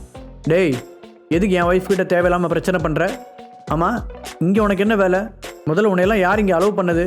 நீ ஏன் வெளியே போறியா இல்லை வாட்ச்மேனை கூப்பிடவா என்று கடுகடுப்பாக கேட்டான். ஹரிஷ் அவர்கள் இருவரையும் நம்ப முடியாமல் பார்த்தான். நல்ல ஜாடிக்கேத்த மூடிதான், சரியான அவசர குடுக்கைங்களா இருக்கும் போலையே. இவ தான் லூசுன்னு நினைச்சா ஹஸ்பண்ட் அதுக்கு மேலே இருக்கான். மனதிற்குள் நினைத்த ஹரிஷ் அவர்களை அமைதியாக பார்த்தான். இதில் நான் எதுவும் பண்ணலை. உங்கள் ஒய்ஃப் என்னால் செய்ய முடியாதுன்னு சொன்ன ஒரு விஷயத்த நான் முடிச்சு காமிச்சிட்டேன். அதை பற்றி தேவையில்லாமல் கமெண்ட் பண்ணது தர்ஷினி தான். அதைத்தான் நான் என்னன்னு கேட்டுக்கிட்டு இருந்தேன். That's all. ஹரிஷ் அலட்சியமாக கூற விஷாலின் முகம் கோபத்தில் கொதித்தது. என்ன தைரியம் இருந்தா என்கிட்டயே என் ஒய்ஃபை பற்றி கம்ப்ளைண்ட் பண்ணுவ என்றவன் ஹரிஷின் சட்டையை பிடித்து அவனை அடிக்க போனான். தர்ஷினி அதை தடுக்காமல் சந்தோஷமாக பார்த்து கொண்டிருந்தாள். Stop it! சிங்கத்தின் உருமல் போன்ற ஒரு கர்ஜனை அந்த ஃப்ளோர் முழுவதும் எதிரொலிக்க விஷால் அப்படியே திகைத்து போய் நின்றான். சட்டென்று ஹரிஷின் சட்டையில் இருந்து கைகளை எடுத்து அவன் பின்னால் நகர்ந்து நின்றான். தீபக் வேகமாக ஓடிவர அவனுக்கு பின்னால் ஐரா வந்து கொண்டிருந்தாள். Hello Deepak sir and president ma'am, what a surprise என்று பேச முடியாமல் விஷால் தடுமாறினான். தீபக்கின் முகத்தில் கொழுந்துவிட்டு எரிந்த தீ அவனை சுட்டு பொசுக்குவது போல உணர்ந்தான். அதை நினைத்து விஷாலுக்கு வேர்த்து ஊற்றத் தொடங்கியது. ஆமா, யார் நீ? எதுக்காக இவர் மேல கை வச்ச என்று கோபத்துடன் கேட்டான் தீபக். அதை கேட்டு பதட்டமான விஷால், இல்ல சார், நான் எதுவும் பண்ணல, இவர் தான் தேவையில்லாம பிரச்சனை பண்ணாரு, நான் சும்மா பயமுறுத்ததான் மேல கை வச்சேன். என் பேர் விஷால், நேற்று தான் ரீஜனல் மேனேஜரா ப்ரொமோஷன் கிடைச்சது. கண்டிப்பா இவரை காயப்படுத்துறது என்னோட நோக்கம் இல்லை. இவர் தெரியாம இந்த பக்கம் வந்துட்டாருன்னு நினைக்கிறேன். இப்பவே யாரையாவது கூப்பிட்டு இவரை வெளியே அனுப்ப சொல்றேன் என்றான். இப்போது கூட ஹரிஷ் தீபக்கிற்கு தெரிந்தவனாய் இருப்பான் என்று அவன் யோசிக்கவில்லை. தீபக் அவனுடைய பிரசிடென்ட் மேடத்துடன் நல்ல ரிலேஷன்ஷிப்பில் இருப்பவன் என்று விஷாலுக்கு தெரியும். அதோடு வெளியில் தீபக்கிற்கு எந்த அளவிற்கு பவர் உள்ளது என்பதையும் அவன் அறிவான். இவர் ஏன் நம்மளை இப்படி முறைக்கிறாரு? இவளை நம்பி ஏதாவது தேவையில்லாத வம்ப விலை கொடுத்து வாங்கிட்டோமோ? விஷால் ஒரு வழியாக இப்போதுதான் சரியாக யோசித்தான். ஆனால் அதற்குள் காலம் கடந்து போயிருந்தது. எது? அவரை நீ வெளியே அனுப்ப போறியா? இப்போ யார் யார் அனுப்புறாங்கன்னு பார்ப்போமா? ஐரா, இதுக்கு நான் பதில் சொல்றதை விட நீ சொல்றதுதான் கரெக்டா இருக்கும் தீபக் கூற அவனுக்கு பின்னால் கம்பீரமாக நின்றிருந்த ஐரா விஷாலை பார்த்தாள். இவ்வளவு நாள் அவள் கஷ்டப்பட்டு தேடிய ஹரிஷ் இப்பொழுது அவளுடைய கம்பெனிக்கு வந்திருக்கும் போது அங்கு வேலை செய்யும் ஒருவன் அவன் மீது கை வைத்ததை ஐராவால் நினைத்து கூட பார்க்க முடியவில்லை. இப்பவே ஆபீஸுக்கு போய் நீயே ரெசிக்னேஷன் லெட்டர் கொடுத்துரு. இனிமே உன்னை அந்த பில்டிங்லேயே பார்க்க கூடாது. வில்லில் இருந்து புறப்படும் கூர்மையான அம்பு போல ஷார்ப்பாக வந்து விழுந்தது ஐராவின் வார்த்தைகள். விஷாலும் தர்ஷினியும் அவர்கள் நிற்கும் இடத்தில் மட்டும் நிலநடுக்கம் வந்ததைப் போல ஆடி போயிருந்தனர். அதன் பிறகு விஷாலை கண்டுகொள்ளாத ஐரா சிரித்த முகத்துடன் ஹரிஷை நெருங்கினாள். ஹரீஷ், ஒரு வழியா உன்னை பார்த்துட்டேன், ரொம்ப சந்தோஷம் என்று கூறிக்கொண்டே கை குலுக்கினாள். அவளை பார்த்து பெரிதாக சிரித்த ஹரிஷ், என்ன ஐரா, சடனா ஓவர் ஃபார்மாலிட்டிஸை மெயின்டைன் பண்ற? என்னை பார்த்த உடனே அப்படியே ஓடி வந்து கட்டுப்பிடிப்பேன்னு நினைச்சேன். அவ்வளவுதான் நம்ம ஃப்ரெண்ட்ஷிப்பா என்று கேட்க கண்கள் கலங்கிய ஐரா அவனை ஹக் செய்தாள். ஐய, என்ன சென்டிமெண்டா கண்ணெல்லாம் கலங்கிட்டு இருக்க? இதெல்லாம் உனக்கு செட் ஆகாது. என்னோட ஃப்ரெண்டு எப்பவும் கெத்தா இருப்பா. இப்ப கூட பாரு, கொஞ்ச வருஷத்துல எவ்வளவு பெரிய கம்பெனியை உருவாக்கி இருக்கான்னு என்று ஜாலியாக பேசிக்கொண்டிருந்த ஹரிஷ், இதை பார்க்கும்போது எனக்கு ரொம்ப பெருமையா இருக்கு ஐரா என்று கூறிக்கொண்டே அவள் கண்களை துடைத்து விட்டான். இது எல்லாத்துக்குமே காரணம் நீதானே ஹரிஷ். உன்னோட ஹெல்ப் இல்லாம நான் எப்படி இந்த அளவுக்கு வளர்ந்திருக்க முடியும் என்று பதில் சொன்ன ஐரா இப்பொழுது அவனை விட்டு கொஞ்சம் தள்ளி நின்று இடுப்பில் கை வைத்து முறைத்தாள். ஆக்சுவலாக என்கிட்ட சொல்லாமல் கொள்ளாமல் தலைமறைவானதுக்கு நான் உன் மேலே கோவமாக தான் இருக்கணும். அதை மறந்துட்டு சகஜமாக பேசிகிட்டு இருக்கே பாரு என்றவளை பார்த்து தீபக், ஹரிஷ் இருவருமே சிரித்தனர். அதெல்லாம் விட ஐரா, அதான் பாஸ் திரும்பி வந்துட்டார்ல, இனி பழசை பற்றி எல்லாம் பேசி அவர் ஹர்ட் பண்ண வேண்டாம். தீபக் எடுத்து சொல்ல ஐராவும் சம்மதமாக தலையசைத்தாள். சரி, போனது போகட்டும், நீ என் கூட வா, நாங்கள் உனக்காக ஒரு பெரிய சர்ப்ரைஸ் வச்சுருக்கோம். ஐரா ஹரிஷுடைய கையை பிடித்து இழுத்தாள். எப்பா சாமிகளா, அங்கிருந்து 2 பேரும் மாற்றி மாற்றி எதைத்தான் சொல்லிட்டு இருக்கீங்க? அப்படி என்னதான் சர்ப்ரைஸ் வச்சுருக்கீங்கன்னு கொஞ்சம் கண்ணில் தான் காட்டுங்களேன், ஹரிஷ் உற்சாகமாக கூறினார். தர்ஷினியும் விஷாலும் நிற்பதை ஒரு பொருட்டாக கூட நினைக்காமல் மூவரும் தங்களுக்குள் பேசி சிரிப்பதை தன் முட்டை கண்களை விரித்து பார்த்தபடி சிலையாக நின்றாள் தர்ஷினி. தீபக், ஐரா, ஹரிஷ் மூவரும் பேசிக்கொண்டே அந்த இடத்தை விட்டு நகரப் போக அப்போதுதான் சுயநினைவுக்கு வந்த விஷாலும் தர்ஷினியும் வேகமாக முன்னால் ஓடினார்கள். சாரி மேம், நான் தான் தப்பு பண்ணிட்டேன், நான் வேணா அவர்கிட்ட மன்னிப்பு கேட்டுக்கிறேன், தயவு செஞ்சு எனக்கு இன்னொரு சான்ஸ் கொடுங்க, விஷால் காலில் விழாத குறையாக கெஞ்சினான். ஹரிஷ் தன்னுடைய கம்பெனி முதலாளி மற்றும் தீபக் இருவருக்குமே இவ்வளவு க்ளோஸ் ஆனவன் என்று தெரிந்திருந்தால் விஷால் அவனுடன் வம்பிற்கே போயிருக்க மாட்டான். தர்ஷினி அவனை விடவும் அதிர்ச்சியில் இருந்தாள். இதுவரை ரொம்ப மட்டமாக அவள் நினைத்திருந்த ஹரிஷுக்கு இவ்வளவு பெரிய இடத்திலெல்லாம் பழக்கம் இருக்கும் என்று அவள் எதிர்பார்க்கவே இல்லை. இருந்தாலும் தர்ஷினி அவள் ஹஸ்பண்டை விடவும் புத்திசாலியாக இருந்தாள். மெயின் ஸ்விட்ச் எங்கே இருக்கிறது என்பதை அந்த சில நிமிடங்களிலேயே கணித்த அவள் நேராக ஹரிஷின் முன் போய் நின்றாள். ஹரிஷ், ப்ளீஸ், சாரிங்க, இது எல்லாமே என்னோட தப்பு தான், நீங்கள் எனக்கு என்ன வேணாலும் பனிஷ்மெண்ட் கொடுங்க, ஆனால் ப்ளீஸ் என் ஹஸ்பண்டை மட்டும் வேலையிலிருந்து தூக்க வேண்டான்னு மேடம் கிட்ட சொல்லுங்கள். அவர் ஒருத்தரோட வேலையை நம்பி தான் எங்கள் ஃபேமிலியே இருக்குது. இப்போ தான் ப்ரொமோஷன் வேறு வந்துச்சு, இந்த வேலையை விட்டு தூக்கிட்டாங்கன்னு தெரிஞ்சா வேறு எங்கேயுமே ஜாப் கிடைக்கிறது கஷ்டம். ப்ளீஸ் ப்ளீஸ் எனக்காக இதை மட்டும் பண்ணுங்கள், மேடம் கிட்ட கொஞ்சம் ரெக்கமெண்ட் பண்ணுங்கள் என்று கெஞ்சினாள் தர்ஷினி. ஹஸ்பண்டின் வேலைக்காக தர்ஷினி கெஞ்சியதும் ஒரு நிமிடம் யோசித்த ஹரிஷ், அவங்க தான் இவ்வளோ தூரம் மன்னிப்பு கேட்குறாங்கல்ல, இப்போ திடீர்னு புதுசாக ஒரு ஆளை இந்த வேலைக்கு கொண்டு வரதும் கஷ்டம், நாம் வேணால் இப்படி பண்ணலாமா, இவரை அவரோட பழைய பொசிஷன்லேயே கண்டினியூ பண்ண சொல்லுவோம், அங்கே இந்த மாதிரி இல்லாமல் டீசெண்டாக நடந்துக்கிட்டாருன்னா அதுக்கப்புறம் ப்ரொமோஷனை பற்றி யோசிக்கலாம் என்று ஐராவை பார்த்து கூறினான். ஐராவிற்கும் அவன் சொன்னது சரி என்று தான் பட்டது. என்ன விஷால், ஹரி சொன்னது கேட்டுச்சுல, உங்களுக்கு இஷ்டம் இருந்தால் பழைய பொசிஷன்லேயே கண்டினியூ பண்ணலாம், அப்படி இல்லாட்டி த டோர் இஸ் ஓப்பன், நீங்கள் தாராளமாக வெளியே போகலாம் ஐரா கூற விஷாலுக்கு தன்னுடைய வேலை போகவில்லை என்பதே நிம்மதியாக இருந்தது. ஐயோ மேடம், இது போதும், கண்டிப்பாக இதை நான் அக்செப்ட் பண்ணிக்கிறேன், thanks madam, thank you sir. Vishal பதட்டத்தில் சொன்னதையே திரும்ப திரும்ப சொல்லிக் கொண்டிருந்தான். தர்ஷினியும் வேகமாக முன்னால் வந்து தேங்க்யூ ஸோ மச் ஹரிஷ், இந்த ஹெல்ப்பை நான் மறக்கவே மாட்டேன் என்றாள். அவளின் முகத்தில் நன்றி உணர்ச்சி தெரிந்தது. ஹரிஷ், நாம போலாமா? ஐரா கேட்க எஸ் போலாமே பதில் சொன்ன ஹரிஷ் அவர்களுடன் சேர்ந்து வெளியே சென்றான். அவர்கள் இருவருக்கும் மத்தியில் ஒரு கேங்ஸ்டர் பாஸை போல கம்பீரமாக நடந்து செல்லும் ஹரிஷை பார்த்த தர்ஷினிக்கு வீட்டில் ஒரு பழைய டிஷர்ட்டை போட்டுக்கொண்டு பாத்திரம் கழுவும் ஹரிஷின் தோற்றம் வந்து போனது. இரண்டிற்கும் எவரெஸ்ட் ஹைட் அளவிற்கு வித்தியாசம் இருந்தது. அவளுக்கு தன்னுடைய கண்களையே நம்ப முடியவில்லை. உண்மையிலேயே யாருவன்? தர்ஷினியின் மனதில் கேள்வி எழுந்தது. அப்படியே எதேச்சையாக திரும்பி கணவனை பார்த்த தர்ஷினி அவளை எரிப்பது போல் முறைத்து பார்த்தவனை கண்டு பயந்து போய் தலையை குனிந்து கொண்டாள். கொஞ்சம் விட்டிருந்தா உன்னால என் வேலையே போயிருக்கும், அவர் யாருன்னு ஏன் என்கிட்ட முன்னாடியே சொல்லல என்று பல்லை கடித்த விஷால் அவளை அங்கேயே விட்டு திரும்பி கூட பார்க்காமல் சென்று விட்டான். தர்ஷினியின் முகம் அவமானத்தால் சிவந்தது. ச்சே, என்னோட அவசர புத்தியால இந்நேரம் அவருக்கு வேலையே போயிருக்கும். நல்ல வேலை, இவ்வளோ நாள் நான் அவமானப்படுத்தினதையெல்லாம் மனசுல வச்சுக்காம ஹரிஷ் பெருந்தன்மையா நடந்துக்கிட்டாரு. நினைத்தவளின் கண்கள் கலங்கியது. தீபக், ஹரிஷ், ஐரா மூவரும் சேர்ந்து அதே பில்டிங்கில் இருந்த ஐராவின் ஆபீஸ் ரூமுக்குள் சென்றனர். அங்கு வாசலுக்கு முதுகு காட்டி இருவர் அமர்ந்திருக்க அவர்கள் யார் என்று அறிந்து கொள்ளும் ஆர்வத்துடன் ஹரிஷ் வேகமாக முன்னால் சென்றான்.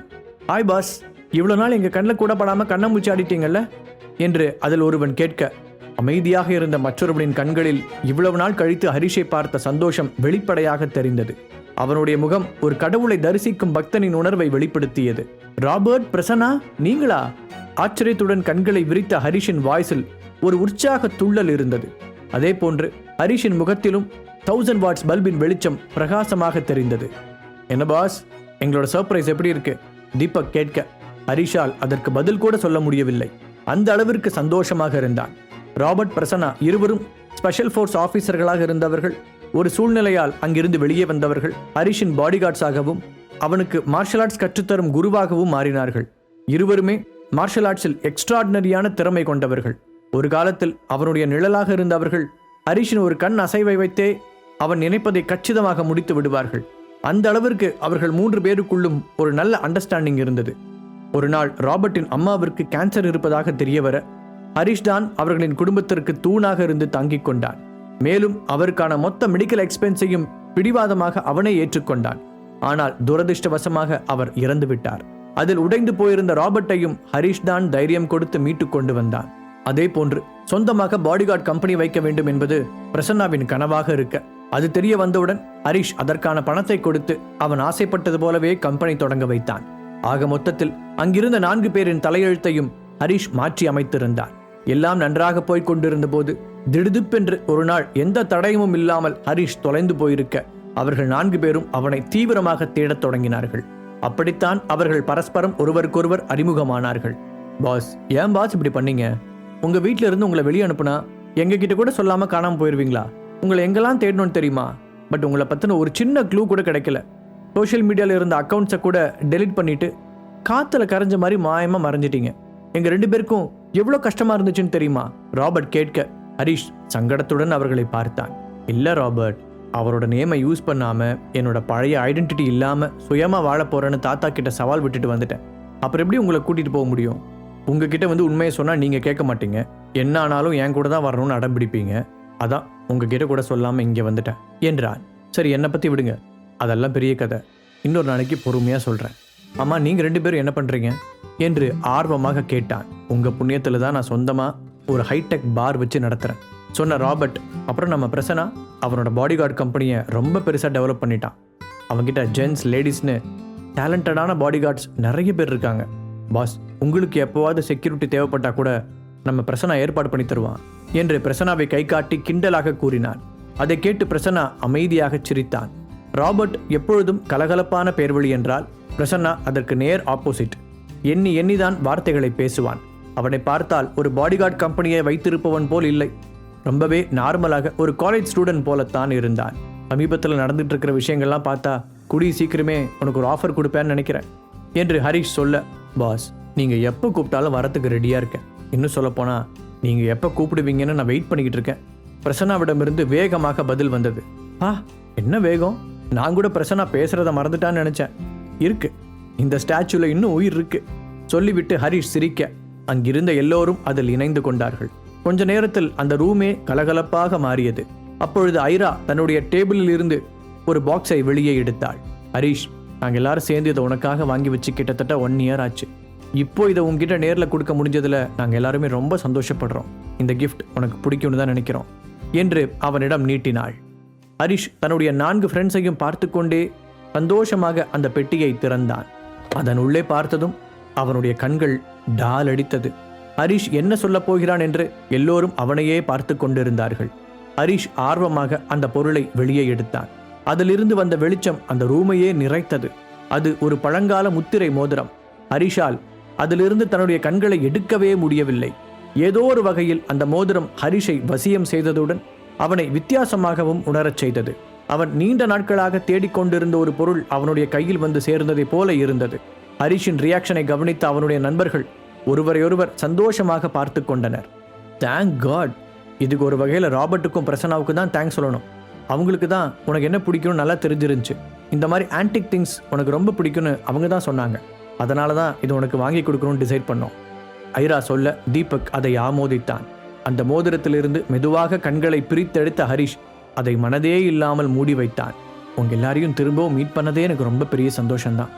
இதில் இப்படி கிஃப்டெல்லாம் வேற கொடுத்து அசத்துறீங்க, எனக்கு என்ன பேசுறதுனே தெரியல ஹரிஷ் ஃபீலிங்ஸுடன் கூற அவர்கள் 4 பேரும் எழுந்து ஹரிஷை கட்டி அணைத்து கொண்டனர். நீங்க எங்களுக்கு பண்ணதுக்கெல்லாம் இது ஒரு பெரிய விஷயமே இல்லை பாஸ், தீபக் சொல்ல பிரசன்னா வேகமாக தலையாட்டினான். அதன் பிறகு அவர்களுடன் பேசிக் கொண்டிருந்ததில் நேரமாகிவிட ஹரிஷ் வீட்டுக்கு போகாமல் தீபக்கின் 5 ஸ்டார் ஹோட்டலிலேயே தங்கினான். ஹரிஷுக்காக அந்த ஹோட்டலில் ஃபர்ஸ்ட் கிளாஸ் சூட் ரூமை கொடுத்த தீபக் அவனை பார்த்து பார்த்து கவனித்துக் கொண்டான். சந்தனாவை மேரேஜ் செய்த பிறகு ஹரிஷ் வீட்டை விட்டு வெளியே தங்குவது இதுதான் முதல் முறை. அடுத்த நாள் காலையில் ஹோட்டலில் இருந்து கிளம்பிய ஹரிஷ் வீட்டிற்கு போகாமல் நேராக தியானா மீடியாவிற்கு சென்றான். நேற்று நைட்டு வீட்டுக்கு வரேன்னு சொல்லிட்டு போக முடியல. இப்போ சந்தனா கிட்ட என்னன்னு சொல்லி சமாளிக்கிறது? நேற்று ஹோட்டலில் நடந்ததை பற்றி கிராஸ் கொஸ்டின்ஸ் வேற கேட்பாளே, அதுக்கு என்ன ஆன்சர் பண்ணுறதுன்னு வேற ப்ரிப்பேர் பண்ணணும். என்ன பண்ணலாம்? நாமளே ஃபோன் பண்ணி பேசிடுவோமா? ஹரிஷுக்கு ஒரே கன்ஃபியூஷனாக இருந்தது.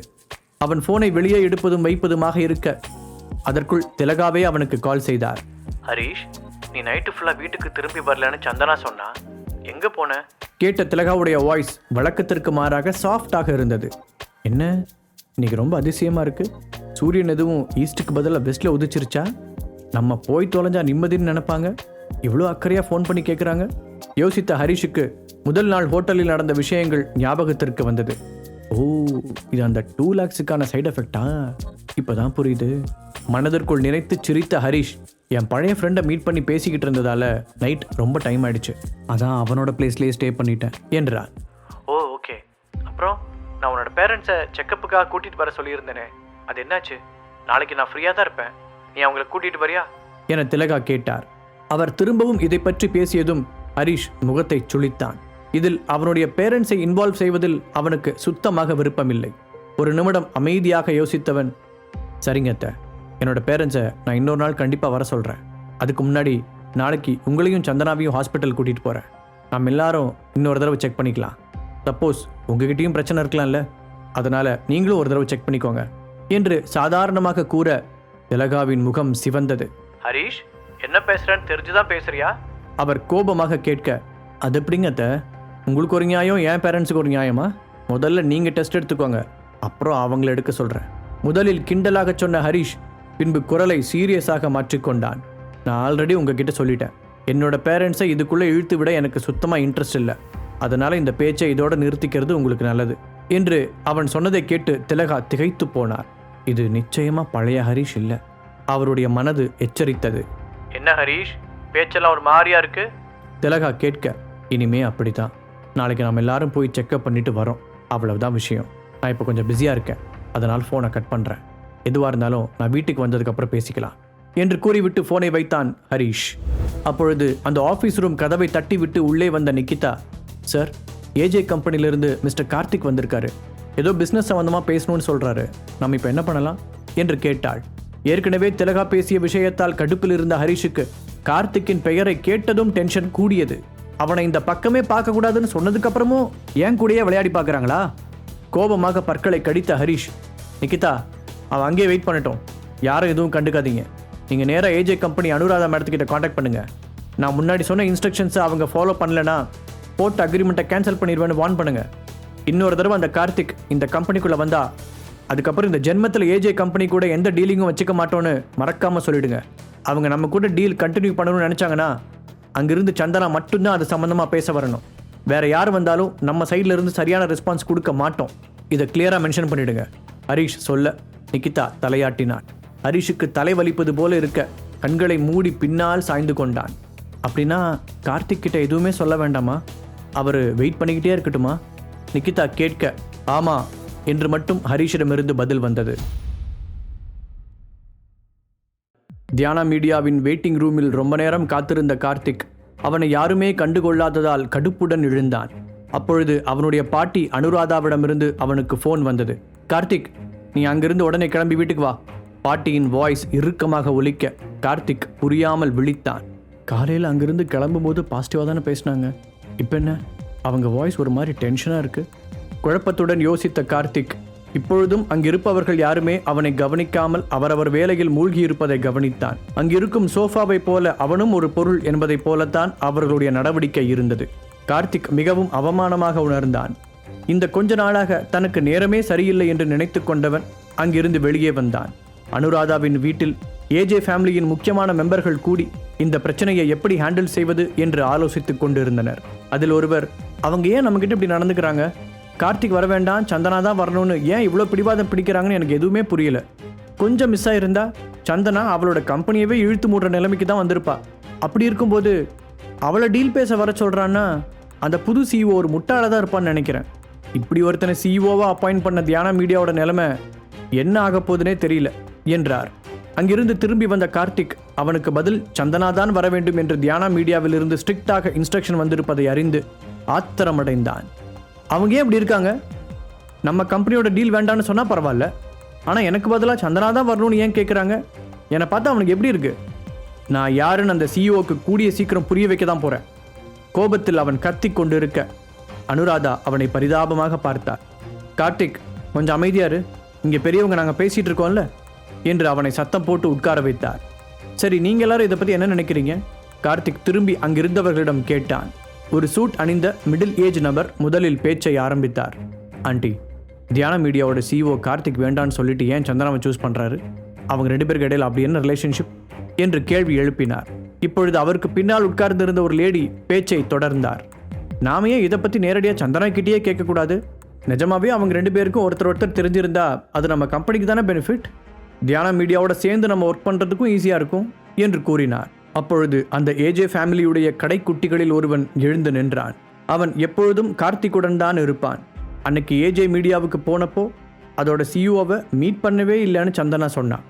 இப்போ நடக்கிறதெல்லாம் பார்க்கும்போது அவன் நம்மக்கிட்ட பொய் சொல்லியிருக்கணும்னு நினைக்கிறேன். அவங்க 2 பேருக்கும் இடையில ஏதோ ஒரு லைன் ஓடிக்கிட்டு இருக்கு, அது மட்டும் கன்ஃபார்மாக தெரியுது என்றான். அவன் சொன்னதை கேட்டு அங்கிருந்த எல்லோரும் தங்களுக்குள் கிசுகிசுப்பாக பேசத் தொடங்கினர். உடனே கார்த்திக்கின் மாமா ஒருவர், யா இருக்கலாம், அந்த டீலை ஈஸியாக பேசி முடிக்கிறதுக்காக சந்தனா அவனை செட்யூஸ் பண்ணியிருக்கலாம் என்று எந்த ஆதாரமுமே இல்லாமல் சந்தனாவின் கேரக்டரை மோசமாக பேசினார். ஆமாம், அவளோட யூஸ்லெஸ் ஹஸ்பண்ட்னால அவளுக்கு எந்த பிரயோஜனமும் இல்லை. ஸோ அவளோட ஃப்யூச்சரை செக்யூர் பண்ணிக்கிறதுக்காக இந்த மாதிரி ஏதாவது பண்ணாதானே உண்டு என்று இன்னொருத்தரும் அதற்கு ஜால்ரா போட்டார். அங்கிருந்த எல்லோருடைய பேச்சையும் கேட்டு கார்த்திக் சந்தோஷமாக உணர்ந்தான். ஆனால் அனுராதா பாட்டியின் முகத்தில் கவலை தெரிந்தது. என்னதான் இருந்தாலும் சந்தனாவும் அவளுடைய பேத்திதான். அவளை தவறாக பேசுவதை அவர் விரும்பவில்லை. அவர்கள் அனைவரையும் பார்த்து முகத்தை சுளித்த அவர், இது இன்னையோடு முடிய போகிற விஷயம் இல்லை, லாங் டேர்மாக தொடர போகிற ஒரு பிஸ்னஸ் டீல். சப்போஸ் அவங்க இந்த அக்ரிமெண்ட்டை கேன்சல் பண்ணிட்டாங்கன்னா நாம் கோர்ட்டுக்கு போகிறது கூட வாய்ப்பில்லை. எப்படி பார்த்தாலும் கடைசியில் நஷ்டம் நமக்கு தான் என்று கூறினார். அவர் சொன்னதில் இருந்த உண்மை அங்கிருந்த எல்லோருக்கும் புரிந்தது. தியானா மீடியா அவர்களை விட பல மடங்கு பவர்ஃபுல்லானது. அவர்களோடு மோத துணிந்தால் ஏஜே கம்பெனி தனக்குத்தானே பெட்ரோல் ஊற்றி கொளுத்திக் கொள்வதைப் போலத்தான். இத்தனை நாள் பாதுகாத்து வந்த இந்த பிஸ்னஸை அவர்கள் நினைத்தால் ஒரே நாளில் தரமட்டமாக்கி விடுவார்கள். இருந்தாலும் அவர்கள் கார்த்திக்குடன் பேச்சுவார்த்தை நடத்த விரும்பவில்லை என்றால் அவனுக்கு பதிலாக வேறொரு ஆளை, முக்கியமாக சந்தனாவை தவிர இன்னொரு ஆளை அனுப்புவது என்று முடிவு செய்தார்கள். சந்தனாவிற்கும் அந்த CEOக்கும் இடையே என்ன ரிலேஷன்ஷிப் என்று சரியாக தெரியாமல் அவளை அனுப்ப வேண்டாம் என்று நினைத்தார்கள். அதனால் கார்த்திக்கிற்கு பதிலாக மற்றொரு பெண்மணியை தேர்ந்தெடுத்தனர். அந்த லேடிதான் அடுத்த நாள் தியானா மீடியாவிற்கு போவதாக இருந்தார். அதே நேரத்தில் ஹரிஷ் கம்பெனியிலிருந்து தன்னுடைய எலக்ட்ரிக் ஸ்கூட்டரில் வீட்டிற்கு கிளம்பினான். அவனை பார்த்ததும் சந்தனாவின் முகத்தில் ஒரு வித்தியாசமான ஃபீலிங் தெரிந்தது. என்ன கண்ணெல்லாம் ரெட் கலரில் இருக்கு, நைட்டு தூங்கலையா என்று சந்தனா கேட்க, ஆமாம், நைட் ஃப்ரெண்ட்ஸ் கூட ரொம்ப நேரம் பேசிக்கிட்டு இருந்ததில் தூங்க நேரம் ஆயிடுச்சு. ஹரிஷ் மெதுவாக பதில் சொன்னான். ஓ, அதனால தான் சார் வீட்டுக்கு வர்றது கூட மறந்துட்டீங்களோ? சந்தனா நக்கலாக கேட்டாள். இல்லை, நைட்டு ரொம்ப நேரம் ஆயிடுச்சு, அதுக்கு மேலே இங்கே வந்து உன்னை டிஸ்டர்ப் பண்ண வேண்டான்னு நினச்சேன் சமாளித்த ஹரிஷ். சரி, பாட்டிக்கிட்ட இருந்து உனக்கு கால் வந்துச்சா என்று திடீரென்று சம்பந்தமில்லாமல் கேட்டான். அதை கேட்டு முகத்தை சுழித்த சந்தனா, அவங்க ஏன் எனக்கு கால் பண்ணணும், நீ என்ன பேச்சை மாற்ற ட்ரை பண்ணுறியா என்றாள். அதெல்லாம் ஒன்றும் இல்லை, சும்மா தான் கேட்டேன் சொன்ன ஹரிஷுக்கு எரிச்சலாக வந்தது. நான் அவ்வளோ சொல்லியும் என் வார்த்தையை கொஞ்சம் கூட மதிக்கலையா என்று கோபமாக நினைத்தான். தியானா மீடியாவுடனான டீலிங்கை அனுராதா திரும்பவும் கார்த்திக்கிடம் கொடுத்ததை நினைத்து சந்தனாவும் சோர்வாக உணர்ந்தாள். ஆமாம், நான் உன்கிட்ட கேட்குறதுக்கு நிறைய கொஸ்டின்ஸ் வச்சுருந்தேன்.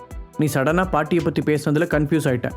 அந்த 5 ஸ்டார் ஹோட்டல் ஓனர் தீபக்குக்கும் உனக்கும் எப்படி பழக்கம்? சந்தனா கேட்க ஹரிஷ் முழித்தான். ஆஹா, மறந்துட்டா போலன்னு நினச்சா கரெக்டாக ஞாபகம் வச்சு கேட்குறாளே, இப்போ என்னன்னு சொல்லி சமாளிக்கலாம் யோசித்தவன், அதான் என்னோட பழைய ஃப்ரெண்டுன்னு நேற்று அவனே சொன்னால பேபி. ரொம்ப வருஷம் கழித்து நேற்று தான் மீட் பண்ணோம், அதான் நேரம் போனதே தெரியாமல் பேசிக்கிட்டு இருந்தோம் ஹரிஷ் சொல்ல, சந்தனா சந்தேகத்துடன் அவனை மேலும் கீழுமாக பார்த்தாள். நீ சொல்கிறது என்னால் முழுசாக நம்ப முடியல. இருந்தாலும் நேற்று அந்த தீபக் உன் கூட க்ளோஸாக பேசினதை பார்த்தா நம்பி தான் ஆகணும் போல. சரி, அதை விடு, என்னைக்கோ ஒரு நாள் பூனைக்குட்டி வெளியே வந்து தானே ஆகணும், அப்பா பார்த்துக்கிறேன். இப்போ வேற எனக்கு ரொம்ப பசிக்குது, இந்த அம்மாவை வேற வீட்டில் காணும் என்றாள். இப்போ என்ன, உனக்கு பசிக்குது அவ்வளோதானே, ஒரு 5 minutes வெயிட் பண்ணு, நானே உனக்கு செஞ்சு எடுத்துகிட்டு வரேன் சொன்ன ஹரிஷ் அவளுக்கு சமைப்பதற்காக சந்தோஷமாக கிச்சனுக்குள் சென்றான். அதை பார்த்ததும் சந்தனாவின் முகத்திலும் ஒரு சிரிப்பு வந்தது. இவனை என்னால் புரிஞ்சிக்கவே முடியல. ஒரு நேரம் பார்த்தா எதுக்குமே யூஸ் இல்லாத வேஸ்ட் ஃபெல்லோ மாதிரி இருந்தான். அப்புறம் திடீர்னு 4 crores பணத்தை சிங்கிள் பேமெண்ட்டாக கொண்டு வந்து அசால்ட்டாக நீட்டுறான். நேற்று அந்த ஹோட்டல்லையும் 2 lakhs பில்லை எந்த தயக்கமும் இல்லாமல் கட்டுறான். இப்போ என்னடானா குழந்தை மாதிரி எனக்காக சமைக்கிறதுக்கு ஓடுறான். நான் இவனை லவ் பண்ணி தான் கல்யாணம் பண்ணிக்கிட்டேன். பட் எனக்கு தெரியாத நிறைய ரகசியங்கள் ஹரிஷ்கிட்ட இருக்கிறதா இந்த கொஞ்ச நாளாக எனக்கு தோணிக்கிட்டே இருக்கு. அதான் ஏன்னு தெரியல. நான் என்ன கேட்டாலும் ஹரிஷ் அதுக்கு ஒரு பதிலை தயாராக வச்சிருக்கான். நான் இப்போ என்ன பண்ணுறது? சந்தனா குழப்பத்துடன் கண்களை மூடி அமர்ந்திருந்தாள். அப்போது வீட்டிற்குள் வந்த திலகா ஹரிஷ் கிச்சனில் இருப்பதை பார்த்தார். காலையில் அவன் பேசியது ஞாபகம் வர அவருடைய முகம் கோபமாக மாறியது.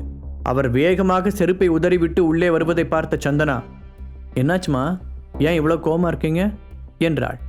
என்ன பண்ணுறது, இங்கே சில பேருக்கு நன்றினா என்னன்னு கூட தெரியறதில்ல சொன்ன திலகாவின் பார்வை கிச்சனில் இருந்த ஹரிஷின் மீது இருந்தது.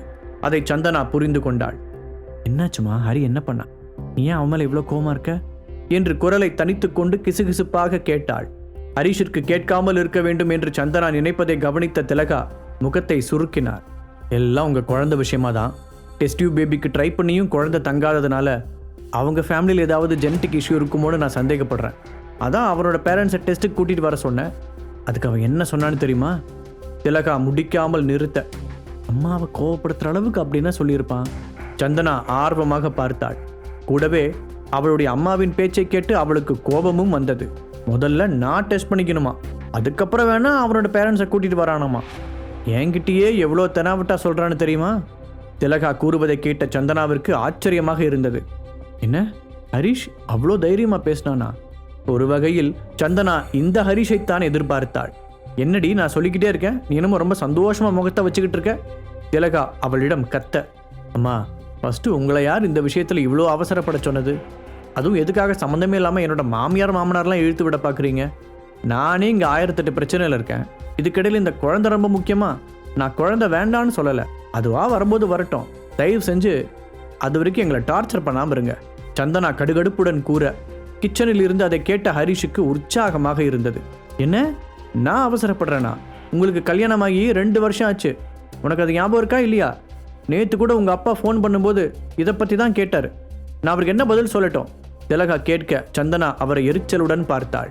என்னம்மா பேசிகிட்டு இருக்கீங்க? நீங்கள் கம்பல் பண்ணதுனால தான் நான் டெஸ்ட் டியூப் பேபிக்கே ஒத்துக்கிட்டேன். அதுக்கப்புறமும் இப்போ ஏதேதோ சொல்கிறீங்க. இதை பற்றி இப்போதைக்கு பேச வேண்டாம். அப்புறம் எதுவாக இருந்தாலும் என்னோடையும் ஹரிஷோடையும் நிறுத்திக்கோங்க. என் மாமனார் மாமியாரெல்லாம் இதில் கோத்து விடணும்னு நினச்சிங்கன்னா அப்புறம் நான் மனுஷியாவே இருக்க மாட்டேன், பார்த்துக்கோங்க. சந்தனா உறுதியாக சொல்ல திலகாவின் கோபம் அதிகமானது. ஆனாலும் மகளை எதிர்த்து பேச அவளால் முடியவில்லை. மெதுவாக கிச்சனுக்குள் சென்ற அவர், நாளைக்கு நீ உன்னோட பேரண்ட்ஸை கூட்டிகிட்டு வர தேவையில்லை, நாம் அதை பற்றி பின்னாடி யோசிக்கலாம் என்றார். நான் இப்போ கூட்டிகிட்டு வரேன்னு சொன்னேன். மனதிற்குள் நினைத்த ஹரிஷ், சரிங்க அத்தை, உங்கள் இஷ்டம் என்று பணிவாக கூறினான். திலகாவிற்கு ஃபோனில் தன்னிடம் ரூடாக பேசிய ஹரிஷா இது என்று இருந்தது. அவர் ஏதோ முணுமுணுத்து கொண்டே அங்கிருந்து செல்ல ஹரிஷ் உதட்டோரத்தில் ஒரு சிரிப்பு பூத்தது. என் டார்லிங்னா டார்லிங் தான், எப்படி ஒரே வார்த்தையில் அவளோட அம்மா வாயை அடைச்சிட்டா? ஐ லவ் யூ டார்லிங், இதுக்காகவே நான் உனக்கு என்ன வேணாலும் செய்வேன் என்று நினைத்த ஹரிஷ் சந்தோஷமாக விசிலடித்து கொண்டே சமைத்தான். சாப்பிட்டு விட்டு இருவரும் தூங்க போக சந்தனாவின் பக்கம் திரும்பிய ஹரிஷ், சந்தனா, பாட்டி நாளைக்கு ஃபோன் பண்ணி தியானா மீடியாவோட டீல் பேச போக சொன்னா உடனே ஒத்துக்காத, கொஞ்சம் பிகு பண்ணு, அவங்க வெயிட் பண்ணட்டும் என்றார். அவன் சொன்னதை கேட்டு முகத்தை சுளித்த சந்தனா, என்ன ஹரி உளறிட்டு இருக்க? அவங்க ஏன் என்ன போக சொல்ல போறாங்க? அந்த பொறுப்பு ஆல்ரெடி கார்த்திக் கிட்ட கொடுத்துட்டாங்களே, ஏன் இப்படி அப்பப்போ எதையாவது லூஸ் மாதிரி பேசுற என்று கேட்டாள். எல்லாம் ஒரு காரணமாக தான் சொல்கிறேன். சப்போஸ் அவங்க கேட்டா நீ உடனே சரின்னு சொல்லக்கூடாது. இதை மட்டும் எனக்காக செய் சொன்னவன் அதற்கு மேல் எதுவும் பேசாமல் திரும்பி படுத்து கொண்டான். சந்தனாவின் குழப்பத்தை பற்றியெல்லாம் ஹரிஷ் கவலைப்படவில்லை. நேரம் வரும்போது அவளிடம் எல்லா விஷயத்தையும் சொல்லிக் கொள்ளலாம் என்று நினைத்தான். சந்தனாவும் இவனுக்கு என்னமோ ஆயிடுச்சு என்று நினைத்து கொண்டே தூங்க சென்றாள். அடுத்த நாள் வழக்கம் போல அவள் ஆபீஸிற்கு சென்றுவிட ஹரிஷும் கம்பெனிக்கு கிளம்பி வந்தான். ஹரிஷிற்கு இந்த லைஃப் ரொம்பவே பிடித்திருந்தது. முன்பு போல அவனால் சுறுசுறுப்பாக இயங்க முடிந்தது. நிகிதா திறமையான பிஏவாக இருந்ததால் அவனுடைய வேலையில் பாதியை குறைத்து விடுகிறாள். கிடைக்கும் நேரத்தில் ஹரிஷ் அந்த கம்பெனியை பற்றி முழுமையாக தெரிந்து கொள்ள முயற்சி செய்தான்.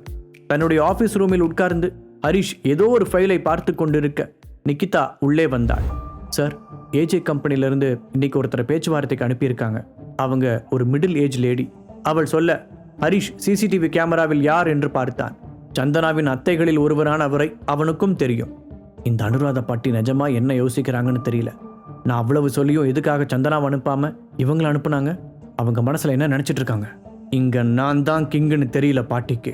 அந்த குடும்பத்துக்கு கொஞ்சம் கொஞ்சமா தெளிய வைப்போம். கடுப்புடன் நினைத்தவன், நிகிதா, அவங்கள உடனே வெளியே போக சொல்லு என்று உத்தரவிட்டான். அவளும் சரி என்று தலையாட்டி விட்டு சென்றாள். சிஇஓ தன்னை பார்க்க விருப்பமில்லாமல் போக சொல்லிவிட்டார் என்று தெரிந்ததும் அந்த லேடியின் முகம் சங்கடமாக மாறியது. அவர் அதை அப்படியே பாட்டியிடம் சொல்ல அனுராதாவிற்கு அந்த புது சிஇஓ மீது கோபமாக வந்தது. இப்போது அவரின் முன்னால் ஒரே ஒரு ஆப்ஷன் தான் பாக்கி இருந்தது.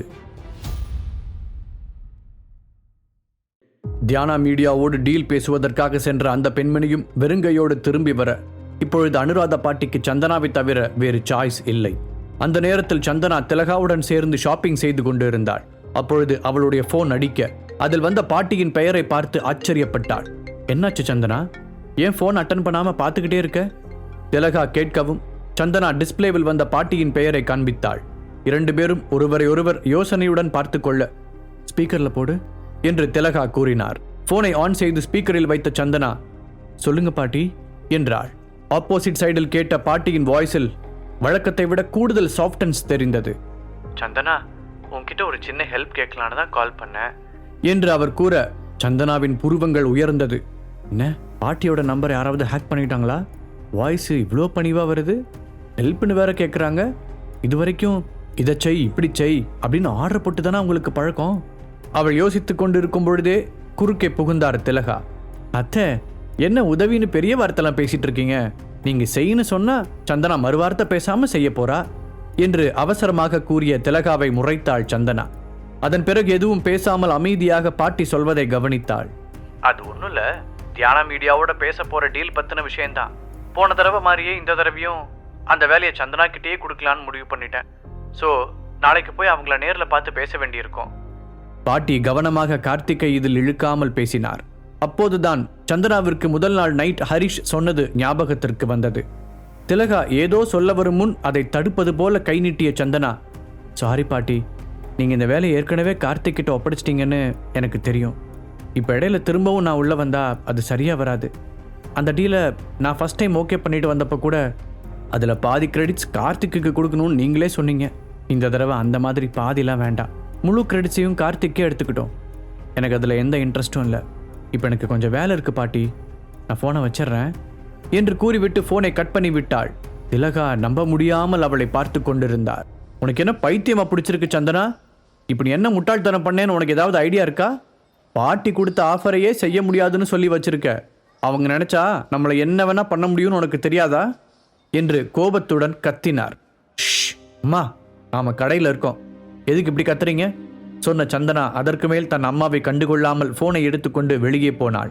அவர்கள் வாங்கிய பொருள்களுக்கு இன்னும் பில் போடாமல் இருந்ததால் திலகாவால் அவள் பின்னால் போக முடியவில்லை. இவளுக்கு ஏதோ கிறுக்கு தான் பிடிச்சிருக்குன்னு நினைக்கிறேன். இப்பெல்லாம் அவள் இஷ்டத்துக்கு ஏதேதோ பண்றா நினைத்த திலகா கோபத்தில் கால்களை தரையில் உதைத்தார். வெளியே வந்து அங்கு கிடந்த ஒரு பெஞ்சில் ஆசுவாசமாக உட்கார்ந்த சந்தனா ஹரிஷுக்கு ஒரு மெசேஜை எழுதி அனுப்பினாள். அப்போது ஹரிஷ் தீபக்குடன் போன் பேசிக் கொண்டிருந்தான். பாஸ், நீங்க மதியம் என் கூட லஞ்ச் சாப்பிட வரணும், நான் உங்களுக்காக ஸ்பெஷலா ஒன்று ஏற்பாடு பண்ணியிருக்கேன் என்றான் எதிர்முனையில் இருந்த தீபக். தீபக், நான் உங்க கூட லஞ்ச் சாப்பிட வரேன், பட் ஒன் கண்டிஷன், நீயும் ஐரா மாதிரியே என்னை பேரை சொல்லி கூப்பிடு. இந்த வாங்க போங்கலாம் இல்லாம நார்மலா பேசணும். நீ இப்படி பாஸ்னு கூப்பிடும்போது அது நமக்குள்ள இருக்கிற டிஸ்டன்ஸ் அதிகப்படுத்துற மாதிரி இருக்கு என்றான் ஹரிஷ். அதை கேட்டு கொஞ்ச நேரம் அமைதியாக இருந்த தீபக், ஓகே ஹரிஷ் என்று தயக்கத்துடன் கூறினான். வெரி குட், இதை அப்படியே மெயின்டைன் பண்ணிக்கோ. நான் ஷார்ப்பா 1:30க்கு நான் அங்கே இருப்பேன் சொல்லிவிட்டு போனை வைத்த ஹரிஷ் சந்தனாவிடமிருந்து வந்த மெசேஜை பார்த்தான். பாட்டி இப்பதான் கூப்பிட்டுருந்தாங்க. தியானா மீடியாவோட டீல் பேசுகிற பொறுப்பை என்ன ஏற்றுக்க சொன்னாங்க. நான் முடியாதுன்னு சொல்லிட்டேன். அடுத்து நான் என்ன செய்யறது என்று சந்தனா அனுப்பியிருக்க ஹரிஷ் மெதுவாக சிரித்தான். பரவாயில்லையே, இவன் நாம சொல்றதெல்லாம் கேட்க ஆரம்பிச்சிட்டா என்று நினைத்தவன், டோன்ட் வரி, அவங்க சீக்கிரமாகவே திரும்பவும் உன்னை கூப்பிடுவாங்க. பட் பர்சனலாக உனக்கு ஒரு நல்ல ஆஃபர் கொடுக்குற வரைக்கும் நீ அங்கே டீல் பேச போகிறதுக்கு ஒத்துக்காத என்று பதில் அனுப்பினான். அதன் பிறகு ஹரிஷ் தன்னுடைய ஸ்கூட்டரில் தீபக்கின் 5 ஸ்டார் ஹோட்டலுக்கு சென்றான். இப்போதைக்கு அவனுக்கு ஸ்கூட்டர் தான் கம்ஃபர்டபுளாக இருந்தது. ஹரிஷ் அனுப்பிய மெசேஜை பார்த்த சந்தனா கொஞ்சம் ரிலாக்ஸ் ஆக உணர்ந்தாள். ஹோட்டலுக்கு வந்த ஹரிஷ் அங்கு ஏற்கனவே தீபக் அவனுக்காக வெயிட் பண்ணி கொண்டிருப்பதை பார்த்தான். Hi Harish, have a seat என்ற தீபக் ஹரிஷ் உட்கார்ந்ததும் தனக்கு பின்னால் இருந்த ஆளை பார்த்து தலையசைத்தான். தீபக்கின் அசிஸ்டண்டான அந்த நபர் ஒரு மூடிய ட்ரேயை அவர்கள் முன் வைத்துவிட்டு நகர்ந்து நின்று கொண்டான். தீபக் அந்த மூடியை திறந்து உள்ளிருந்து ஒரு சிறிய வெல்வெட் பெட்டியை வெளியே எடுத்தான். அவனுடைய நடவடிக்கைகள் பார்ப்பதற்கு கொஞ்சம் மிஸ்டீரியஸாக இருந்தது. அந்த பெட்டியை ஹரிஷிடம் கொடுத்த தீபக், இதை உனக்காகவே ஸ்பெஷலாக ப்ரிப்பேர் பண்ண, என்கிட்ட இருக்கிறதுலே ரொம்ப வேல்யூபிளான ஒன்று. இதை கிட்டத்தட்ட 2 இயர்ஸாக பாதுகாத்துட்டு வரேன். என்று கூறினான். தீபக், நீ ஆல்ரெடி எனக்கு ஒரு வண்டர்ஃபுல் கிஃப்டை கொடுத்துருக்க, இதுக்கு மேலே நான் எதையும் வாங்குறதா இல்லை. சிரித்துக்கொண்டே சொன்ன ஹரிஷ் அந்த பாக்ஸை தீபக்கின் பக்கமே தள்ளினான். அதற்கு தலையை அசைத்து மறுப்பு தெரிவித்த தீபக், இந்த பொருள் இப்போ எனக்கு யூஸ் இல்லை, நான் ரொம்ப ஆரோக்கியமாக இருக்கேன், பட் நீ தான் கொஞ்சம் வீக்காக தெரிஞ்ச, உனக்காக தான் நான் இதை ரெடி பண்ணவே சொன்னேன், அதுக்குள்ளே நீ காணாமல் போயிட்டதால கொடுக்க முடியல, இப்போ ஒரு வழியாக இதை உன்கிட்ட கொடுக்க முடிஞ்சதில் எனக்கு ரொம்ப சந்தோஷம் என்றான். பேசிக்கொண்டு இருக்கும்போதே தீபக்கின் ஃபோன் அடித்தது. அதை எடுத்து காதில் வைத்து எஸ் என்று கூறியவனின் ரியாக்ஷன் போக போக தீவிரமாகியது. பேசி முடித்ததும் ஹரிஷை பார்த்த தீபக், சாரி ஹரி, இந்த ஃபுட்டை நீ தனியாக தான் சாப்பிட வேண்டியிருக்கும், எனக்கு ரொம்ப எமர்ஜென்சியான வேலை வந்திருக்கு, அப்புறம் ப்ளீஸ் இந்த கிஃப்டை நீ கண்டிப்பாக அக்செப்ட் பண்ணிக்கணும், இது ஒரு ஏர்லி பர்த்டே ப்ரெசென்ட்டாக நினச்சிக்கோ என்று பணிவாக கேட்டான். சரி என்று கூறி சிரித்த ஹரிஷ், எனக்கு புரியுது தீபக், நீ போய் உன்னோட வேலையை பாரு, இந்த கிஃப்ட்டுக்கும் ரொம்ப தேங்க்ஸ் என்றான். சாரி, இப்படி பாதியிலே விட்டுட்டு போறேன்னு என்ன தப்பா நினச்சிக்காத, நாம ஃப்ரீயாக இன்னொரு நாள் மீட் பண்ணலாம் சொன்ன தீபக் அங்கிருந்து வேகமாக கிளம்பி போனான். ஹரிஷ் டேபிள் மேல் இருந்த குட்டியான அந்த பாக்ஸை எடுத்து தன்னுடைய பாக்கெட்டில் வைத்துக் கொண்டான். ஹோட்டலில் அவனுக்காக ஏற்பாடு செய்யப்பட்டிருந்த லஞ்சை சாப்பிட்டு விட்டு நேராக வீட்டிற்கு சென்றான் ஹரிஷ். அங்கே போனதும் குளித்துவிட்டு ட்ரெஸ் சேஞ்ச் செய்தவன் தீபக் கொடுத்த அந்த குட்டி பாக்ஸை எடுத்தான். ஹரிஷ் அந்த பாக்ஸை திறந்தவுடன் ஒரு டிஃப்ரெண்டான ஸ்மெல் அந்த ரூம் முழுக்க பரவியது. இது என்ன, இதோட ஸ்மெல்லே ரொம்ப டிஃப்ரெண்டா இருக்கு. யோசித்தவனுக்கு தன் கண்முன் இருப்பதெல்லாம் முன்பை விட கிளியராக தெரிவது போல இருந்தது. அந்த வெல்வெட் பாக்ஸின் நடுவில் ஒரு சின்ன மார்பிள் கலரில் ஒரு மாத்திரை இருந்தது. அது ஒரு பீன்ஸ் விதை சைஸில் இருக்க ஹரிஷுக்கு கொஞ்சம் கன்ஃபியூஷனாக இருந்தது. இதை கொடுக்கும்போது தீபக் ஏதோ சொன்னானே, ஞாபகம் வந்துருச்சு, நான் கொஞ்சம் வீக்காக இருக்கேன், அதனால எனக்கு இது தேவைப்படும்னு சொன்னான். ஆனால் இந்த குட்டியூண்டு மாத்திரை நிஜமாவே என்னை ஸ்ட்ராங் ஆக்க முடியுமா? இதை கேட்டதோ சயின்ஸ் ஃபிக்ஷன் ஸ்டோரி மாதிரி இருக்கு. ஒருவேளை இந்த விஷயத்தில் தீபக்கை யாராவது ஏமாத்திட்டாங்களோ என்று நினைத்தான்.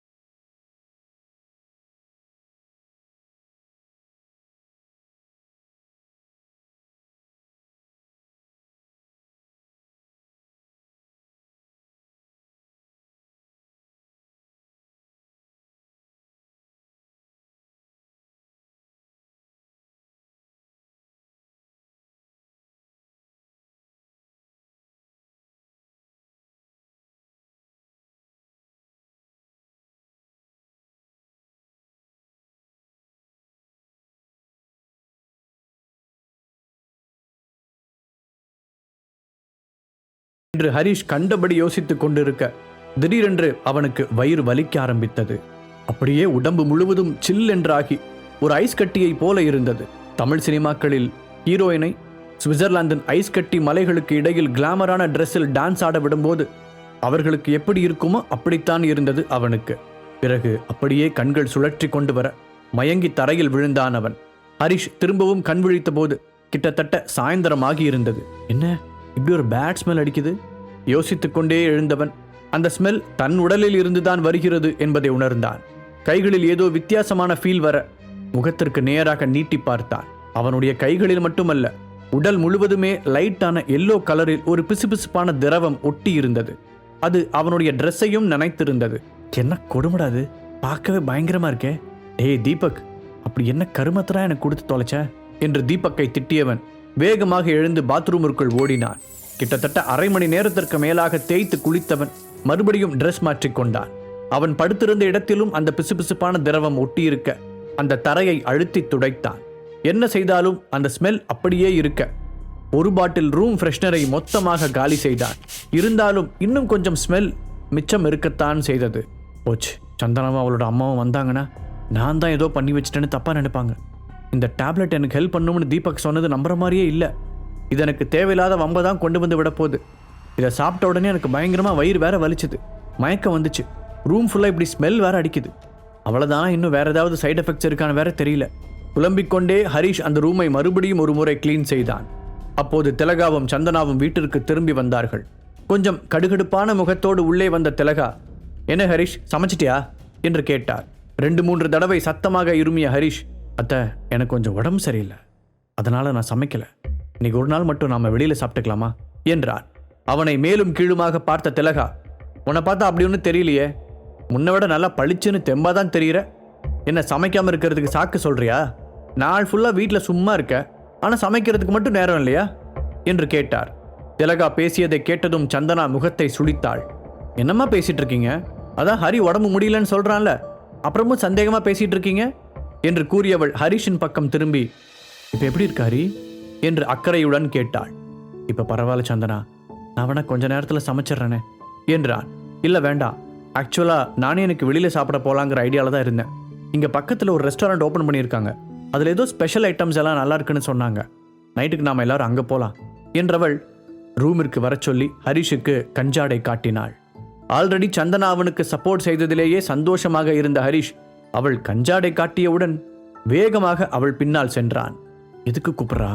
பாட்டிக்கிட்டே இருந்து திரும்பவும் ஏதாவது ஆஃபர் வந்திருக்குமோ, அதை பத்தி டவுட் கேட்கறதுக்கு தான் கூப்பிட்றான்னு நினைக்கிறேன் என்று யோசித்துக்கொண்டே உள்ளே வந்தவனை நிமிர்ந்து பார்த்தாள் சந்தனா. அவசரமாக அவன் பக்கத்தில் வந்தவள் ஹரிஷின் கழுத்து கன்னம் என கை வைத்து பார்த்தாள். சூடு குறைஞ்சிருச்சுன்னு நினைக்கிறேன். நிஜமாவே இப்ப பரவாயில்ல தானே? ஆனா ஹரி, அம்மா சொன்ன மாதிரி உன் முகம் முன்ன விட ரொம்ப பிரைட்டா தான் இருக்கு என்றாள். என்ன ரெண்டு பேர் இதையே சொல்றாங்க என்று நினைத்த ஹரிஷ் அங்கிருந்த கண்ணாடியில் தன்னை திரும்பி பார்த்தான். உண்மையிலேயே அவர்கள் சொன்னது போல அவனுடைய முகத்தில் ஒரு தேஜஸ் வந்திருந்தது. உனக்கு உடம்பு சரியில்லைன்னா எனக்கு முன்னாடியே ஃபோன் பண்ணியிருக்கலாம்ல ஹரி. இப்ப பாரு, அம்மா முன்னாடி தேவையில்லாம உனக்கு சங்கடம். இனிமே இந்த மாதிரி சுச்சுவேஷன் வராம பார்த்துக்கோ. உன்னை யாராவது இன்சல்ட் பண்ணி பேசினா என்னால் பார்த்துட்டு சும்மா இருக்க முடியல. மனசுக்கு வேற ரொம்ப கஷ்டமா இருக்கு. ப்ளீஸ் கொஞ்சம் புரிஞ்சு நடந்துக்கோ என்றாள். ஓகே, இனிமே நான் கொஞ்சம் கவனமா இருக்கேன் ஹரிஷ் சொல்ல சந்தனா அவனை பார்த்து திருப்தியாக சிரித்தாள். இன்னும் 2 டேஸில் பாட்டிக்கு பர்த்டே வருது, அதுக்கு ஏதாவது gift வேற வாங்கணும். உனக்கு ஏதாவது நல்ல ஐடியா இருக்கா? வாங்கி வந்த திங்ஸை எடுத்து வைத்துக்கொண்டே சந்தனா கேட்க ஹரிஷ் அவளை ஏக்கத்துடன் பார்த்தான். நீ கூட அந்த விஷயத்தை மறந்துட்டல்ல சந்தனா என்று வருத்தத்துடன் நினைத்தான். பாட்டியின் பர்த்டேவை பற்றி சந்தனா சொல்ல ஹரிஷுக்கு வருத்தமாக இருந்தது. நீ கூட என் பர்த்டேவை மறந்துட்டல்ல சந்தனா? மனதிற்குள் நினைத்தவன் அவளை ஏக்கத்துடன் பார்த்தான். பாட்டியின் பிறந்தநாள் அன்றுதான் அவனுக்கும் பிறந்த நாள். ஆமா, 2 வருஷமா நாம் இருந்த லட்சணத்துக்கு இவன் நம்மளை பார்த்துக்கிட்டதே பெரிய விஷயம். இதுல எங்க நம்ம பர்த்டேவெல்லாம் ஞாபகம் வச்சுக்க என்று தன்னை சமாதானப்படுத்தி கொண்டான். என்னாச்சு ஹரி? நான் கேட்டுக்கிட்டே இருக்கேன், நீ ஏதோ யோசனையிலே இருக்க. சந்தனா கேட்க சுயநினைவுக்கு வந்தான் ஹரிஷ். பாட்டிக்கு பர்த்டே gift தானே, அதை என்கிட்ட விடு, நான் பார்த்துக்கிறேன் ஹரிஷ் சொல்ல சந்தனா அவனை நம்பிக்கை இல்லாமல் பார்த்தாள். ஹரி, இது பாட்டியோட விஷயம். இதில் ஏதாவது தப்பாக நடந்துச்சுன்னா அப்புறம் தேவையில்லாமல் பிரச்சனை ஆகிடும். ஏற்கனவே அவங்க கொடுத்த ஆஃபரை நான் செய்ய மாட்டேன்னு சொன்னதால என் மேலே கடுப்பில் இருப்பாங்க. எப்போ சான்ஸ் கிடைக்கும்னு பார்த்துட்டு இருக்கிறவங்களுக்கு நம்மளே சான்ஸ் உருவாக்கி கொடுத்த மாதிரி ஆயிடக்கூடாது என்றாள். இதெல்லாம் நீ சொல்லாட்டி எனக்கு தெரியாதா பேபி? நானும் சீரியஸாக தான் சொல்கிறேன். என் மைண்டில் ஒரு ஐடியா இருக்குது. அந்த gift கண்டிப்பாக உங்கள் பாட்டியை சர்ப்ரைஸ் பண்ணும். அதுக்கு நான் கேரண்டி. என்னை நம்ப மாட்டியா? ஹரிஷ் கேட்க சந்தனாவிற்கு அவன் கான்ஃபிடென்ட்டாக இருப்பது போலத்தான் தோன்றியது. சரி, என்னமோ சொல்கிற, பார்த்து கவனமாக ரெடி பண்ணு. திரும்பவும் நமக்கு ஏதாவது சங்கடம் வந்துடக்கூடாது. உன்னை நம்பி தான் இந்த பொறுப்பை விடுறேன் சந்தனா சொல்ல ஹரிஷும் சந்தோஷமாக தலையாட்டினான். நீ வேணா பார் டார்லிங், நான் தர கிஃப்டை பார்த்து உங்கள் பாட்டி மட்டும் இல்லை, உன் சொந்தக்காரங்க மொத்த பேரும் ஷாக்காக போகிறானுங்க என்று மனதிற்குள் நினைத்து கொண்டவன் அவளை பார்த்து சிரித்தான். சந்தனா அந்த தியானா மீடியாவுடனான டீல் பற்றி அவனிடம் கேட்கலாம் என்று நினைத்தாள். ஆனால் அவன் உடம்பு சரியில்லை என்று சொன்னதால் டிஸ்டர்ப் பண்ண வேண்டாம் என்று நினைத்தவள் பாட்டியுடனான அந்த பிரச்சனையை தானே சமாளித்துக் கொள்ளலாம் என்று முடிவெடுத்தாள். பாட்டியின் பர்த்டே ஃபங்க்ஷன் அவருடைய வீட்டிலேயே நடந்தது. சந்தனாவும் திலகாவும் முதலில் கிளம்பிச் செல்ல ஹரிஷ் கிஃப்டை எடுத்துக்கொண்டு பின்னால் வருவதாக கூறிவிட்டான். ஹரிஷ் பாட்டிக்கு நல்ல கிஃப்ட் வாங்கிட்டு வருவானா? கேட்கும் போதெல்லாம் அதை பற்றி நீ ஒரி பண்ணிக்காத பேபின்னு சொல்கிறான். இந்த தடவையாவது பார்ட்டியில் எதுவும் சொதப்பாமல் நல்லபடியாக நடக்கணும் கடவுளே என்று வேண்டிக் கொண்டாள் சந்தனா. ஆனால் இந்த முறைதான் அங்கு ஒரு பெரிய ஆட்டம் பாமே வெடிக்க காத்திருந்தது. அதில் அந்த குண்டு அவளுடைய வாழ்க்கையில்தான் வெடிக்கப் போகிறதென்று பாவம் சந்தனாவுக்கு தெரியாது.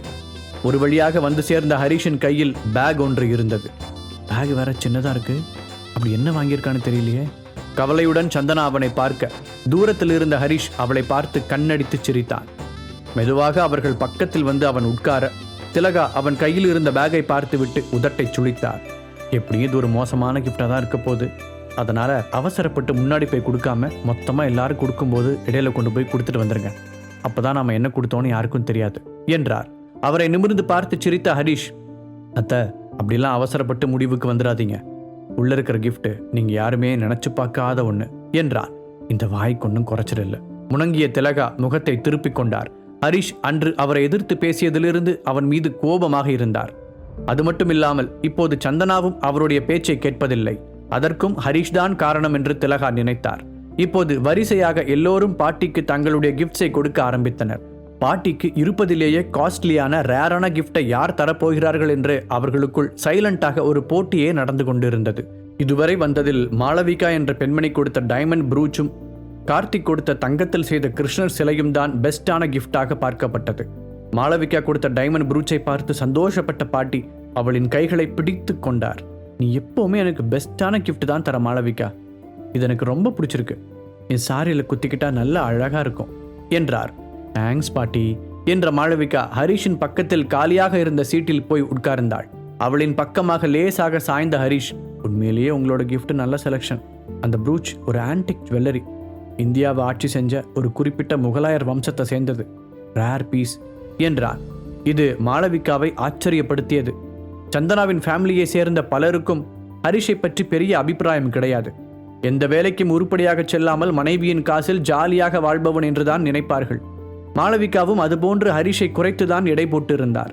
ஆனால் இப்போது அவன் சொன்ன விஷயம் அவர்கள் நினைக்கும் அளவிற்கு அவன் முட்டாள் இல்லையோ என்ற சந்தேகத்தை அவருக்கு ஏற்படுத்தியது. இது முகலாயர் வம்சத்தை சேர்ந்த ப்ரூச்னு உனக்கு எப்படி தெரியும்? ஆன்டிக் ஜுவல்லரி பற்றி உனக்கு நிறைய தெரியுமா என்று கேட்டார். ஹரிஷ் தோள்களை அசைத்து மையமாக தலையாட்டினான்.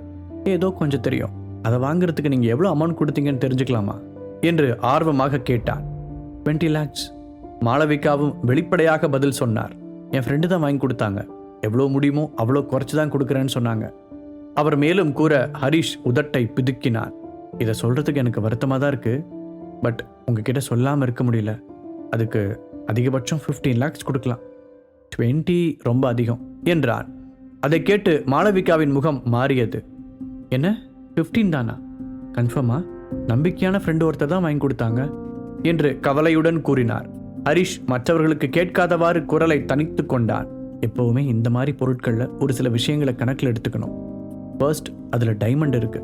டைமண்டோட சைஸ், கட்டிங், கலர், அப்புறம் கிளாரிட்டி, இதெல்லாம் தான் இம்பார்ட்டண்ட். நீங்கள் கொடுத்த கிஃப்டை நான் லைட் வெளிச்சத்தில் பார்த்தேன். அது அந்த அளவுக்கு பெஸ்ட்டாக ஒன்றும் இல்லை. இது ரேர் பீஸ்னாலும் இதை விட யூனிக்கான டிசைன்ஸ் சிலது இருக்குது. அது வேணால் 20 கொடுத்து வாங்கலாம். இதுக்கு நீங்கள் கொடுத்த அமௌண்ட் கொஞ்சம் அதிகம்தான். உங்கள் ஃப்ரெண்ட் உங்களுக்காக இன்னும் விலையை குறைச்சி கொடுத்துருக்கலாம். இது என்னோட பர்சனல் ஒப்பீனியன் தான் என்றான். ஹரிஷ் சொன்னதை கேட்டு மாளவிகாவின் கண்கள் ஆச்சரியத்தில் விரிந்தது. அவன் இந்த அளவிற்கு விவரங்களை தெரிந்து வைத்திருப்பான் என்று அவள் எதிர்பார்க்கவில்லை. அவர்கள் இருவரும் பேசிக் கொண்டிருந்த போது வாசல் பக்கம் ஏதோ சலசலப்பு கேட்டது. எல்லோரின் கவனமும் அங்கு செல்ல அசோக் லேசான தள்ளாட்டத்துடன் உள்ளே வந்தான். அதை பார்த்து அங்கிருந்தவர்கள் முகம் சுளிக்க அவன் மேடை ஏறி பாட்டியிடம் சென்றான். என்னதான் இருந்தாலும் ஃபேமிலி ஃப்ரெண்ட் என்பதால் பாட்டியும் அவனை பார்த்து மகிழ்ச்சியாக சிரித்தார். இங்கே வந்ததில் ரொம்ப சந்தோஷம் அசோக் என்று பாட்டி கூற அவன் கையில் இருந்த கிஃப்ட் பாக்ஸை அவரிடம் கொடுத்தான். ஹாப்பி பர்த்டே பாட்டி, நீங்கள் எப்பவும் ரொம்ப சந்தோஷமா இருக்கணும் என்று அவனிடம் போட்டிருந்த சென்ட்டையும் மீறி ஆல்கஹாலின் வாசனை அடித்தது. ஆனால் அவர்களை போன்ற ஹை கிளாஸ் வீடுகளில் இதெல்லாம் சகஜம் என்பதால் பாட்டி பெரிதாக எடுத்துக்கொள்ளவில்லை. பாட்டிக்கு அசோக் சந்தனாவை விரும்பியது தெரியும். ஆனால் சந்தனா ஹரிஷை தேர்ந்தெடுத்ததால் அவரால் ஒன்றும் செய்ய முடியவில்லை. அதில் இன்றைக்கும் அவருக்கு வருத்தம் உண்டு. கிஃப்டை கொடுத்துவிட்டு மெதுவாக கீழே இறங்கிய அசோக் நேராக சந்தனாவிடம் சென்றான். சந்தனா, எப்படி இருக்க? உன்னை நான் ரொம்ப மிஸ் பண்ணேன் என்றான். அவனை பார்த்து முதலில் முகத்தை சுருக்கிய சந்தனா கஷ்டப்பட்டு சிரித்து வைத்தாள். நீ ஏன் என்ன செலக்ட் பண்ணாமல் போய் உனக்கு தகுதியே இல்லாத அந்த பிச்சைக்கார பையன் ஹரிஷை கல்யாணம் பண்ண? அப்போ எனக்கு எவ்வளோ கஷ்டமாக இருந்துச்சுன்னு தெரியுமா? இருந்தாலும் அவன் எதுக்கும் லாய்க்கில்லன்னு தெரிஞ்ச பிறகு எப்படியாவது நீ அவனை டிவோர்ஸ் பண்ணிடுவேன்னு எதிர்பார்த்தேன். அதுக்கப்புறம் உன்னை கல்யாணம் பண்ணி வாழ்க்கை கொடுக்கலான்னு நினச்சேன். ஆமாம், நீ ஏன் அவனை டிவோர்ஸ் பண்ணல? இப்போ கூட ஒன்று கெட்டு போகல, நீ அவனை டிவோர்ஸ் பண்ணிடு சரியா என்று வாய்க்கு வந்ததை உளறினான். திகைத்து போய் நின்றிருந்த சந்தனா அவன் சொன்ன கடைசி வார்த்தைகளை கேட்டு கோபத்தில் முகம் சிவந்தாள். அசோக், ஷட்டப், வார்த்தை அளந்து பேசு. எங்க வந்து என்ன பேசிட்டு இருக்க? எனக்கு ஏற்கனவே கல்யாணம் ஆயிடுச்சு.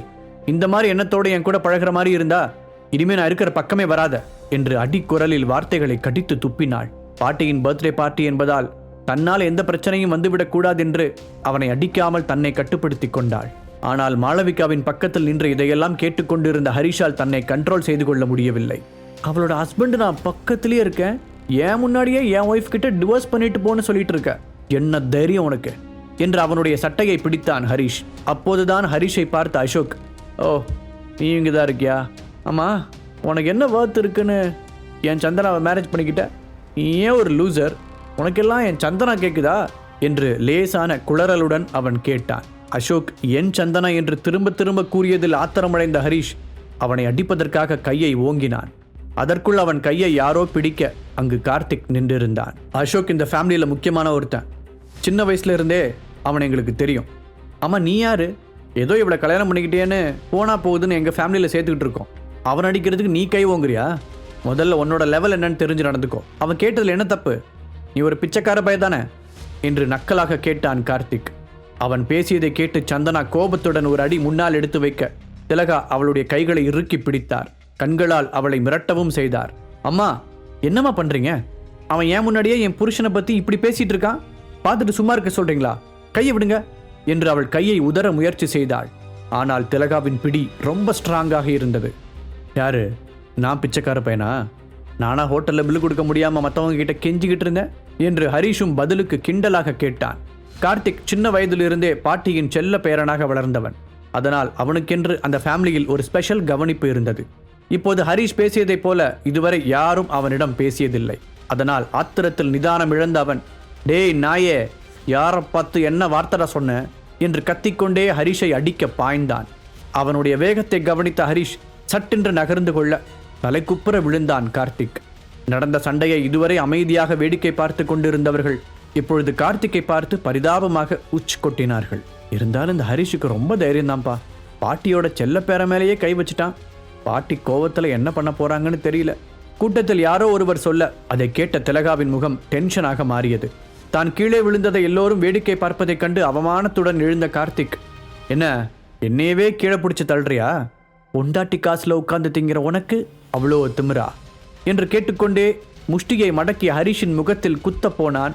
தன்னுடைய முகத்திற்கு நேராக வந்த கார்த்திக்கின் கையை மின்னல் வேகத்தில் பிடித்த ஹரிஷ் முன்பு பிரசன்னா சொல்லிக் கொடுத்திருந்த ஒரு டெக்னிக்கின் படி அந்த கையை அப்படியே இடது பக்கமாக முறுக்கினான். உள்ளே ஏதோ நொறுங்கும் சத்தம் கேட்க கார்த்திக் வலி தாங்க முடியாமல் கதற ஆரம்பித்தான். எப்ப பார்த்தாலும் நீ ஏன் என்கிட்டயே வம்புக்கு வர கார்த்திக்? ஹரிஷ் கோபமாக கேட்க அங்கிருந்த எல்லோரும் அதிர்ச்சியுடன் அவர்களை பார்த்து கொண்டிருந்தனர். இது எல்லாமே சில நிமிடங்களில் நடந்திருக்க பாட்டியால் சட்டென்று அவர்களை தடுக்க முடியவில்லை. ஹரிஷ் கார்த்திக்கின் கையை முறுக்கியதில் வலியில் அவனுடைய முகம் கொடூரமாக மாறியது. அதை பார்த்து பாட்டியின் கண்களில் கனல் தெரிய அவரை முந்திக் கொண்டு திலகா முன்னால் வந்தார். ஹரிஷ், அவனை விடு! திலகா சத்தமாக கத்த ஹரிஷ் கார்த்திக்கின் கைகளை விட்டான். உனக்கு கொஞ்சம் கூட அறிவே இல்லையா? இங்க எவ்வளவு முக்கியமான ஃபங்க்ஷன் நடந்துகிட்டு இருக்கு.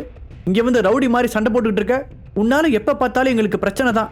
எந்த பேக்ரவுண்டுமே இல்லாத உன்னை போய் கல்யாணம் பண்ணாலே என் பொண்ணு, அவளை சொல்லணும். இங்கிருந்து முதல்ல வெளியே போ! ஆத்திரத்துடன் அவர் கத்தினார். அம்மா, என்னம்மா பேசுறீங்க? சந்தனா குறுக்கே வர ஹரிஷ் அவளை கை நீட்டி தடுத்தான். நடந்த எல்லாத்தையும் பார்த்துக்கிட்டு இருந்துட்டு இப்ப கூட என்னதான் குறை சொல்றீங்களா அத்த? அவனுடைய குரலில் அடக்கப்பட்ட கோபம் தெரிந்தது. ஆமா, உன்னதான் சொல்றேன். நீ பண்ண காரியத்தால எங்களுக்கு எவ்வளவு பெரிய பிரச்சனை வரும்னு தெரியுமா? இது வரைக்கும் உன்னால எங்களுக்கு என்ன பிரயோஜனம் இருந்திருக்கு? நல்லது செய்யலனாலும் பரவாயில்ல, இந்த மாதிரி பிரச்சனைகளை கொண்டு வந்தா யார் தான் உனக்கு சப்போர்ட் பண்ணுவா? திலகா அவர் இஷ்டத்திற்கு பேசிக்கொண்டே போக, ஓ அப்ப என்னாலதான் உங்களுக்கு எல்லா பிரச்சனையும். முதல்ல இப்படி பயந்து பயந்து எத்தனை நாள் வாழ போறீங்க? என்ன விடுங்க. அவங்க சொல்ற மாதிரி நான் வெளியிலிருந்து வந்தவன் தான். ஆனா நீங்க இந்த ஃபேமிலியை சேர்ந்தவங்க தானே. உங்களுக்கு முதல்ல இங்க என்ன மரியாதை இருக்கு என்று கேட்டான் ஹரிஷ். அதை சொல்றதுக்கு நீ யாரா என்று ஆங்காரமாக ஒரு குரல் வர எல்லோரும் அங்கே திரும்பி பார்த்தார்கள். அங்கே பாட்டி முகமெல்லாம் சிவக்க எரிக்கும் பார்வையுடன் நின்று கொண்டிருந்தார். இந்த சுவாரஸ்யமான பரபரப்பான கதையை தொடர்ந்து தெரிந்து கொள்ள முழு கதையையும் கேட்டு மகிழ பாக்கெட் FM ஆப்பை டவுன்லோட் செய்யுங்கள். லிங்க் டிஸ்கிரிப்ஷனில் கொடுக்கப்பட்டுள்ளது.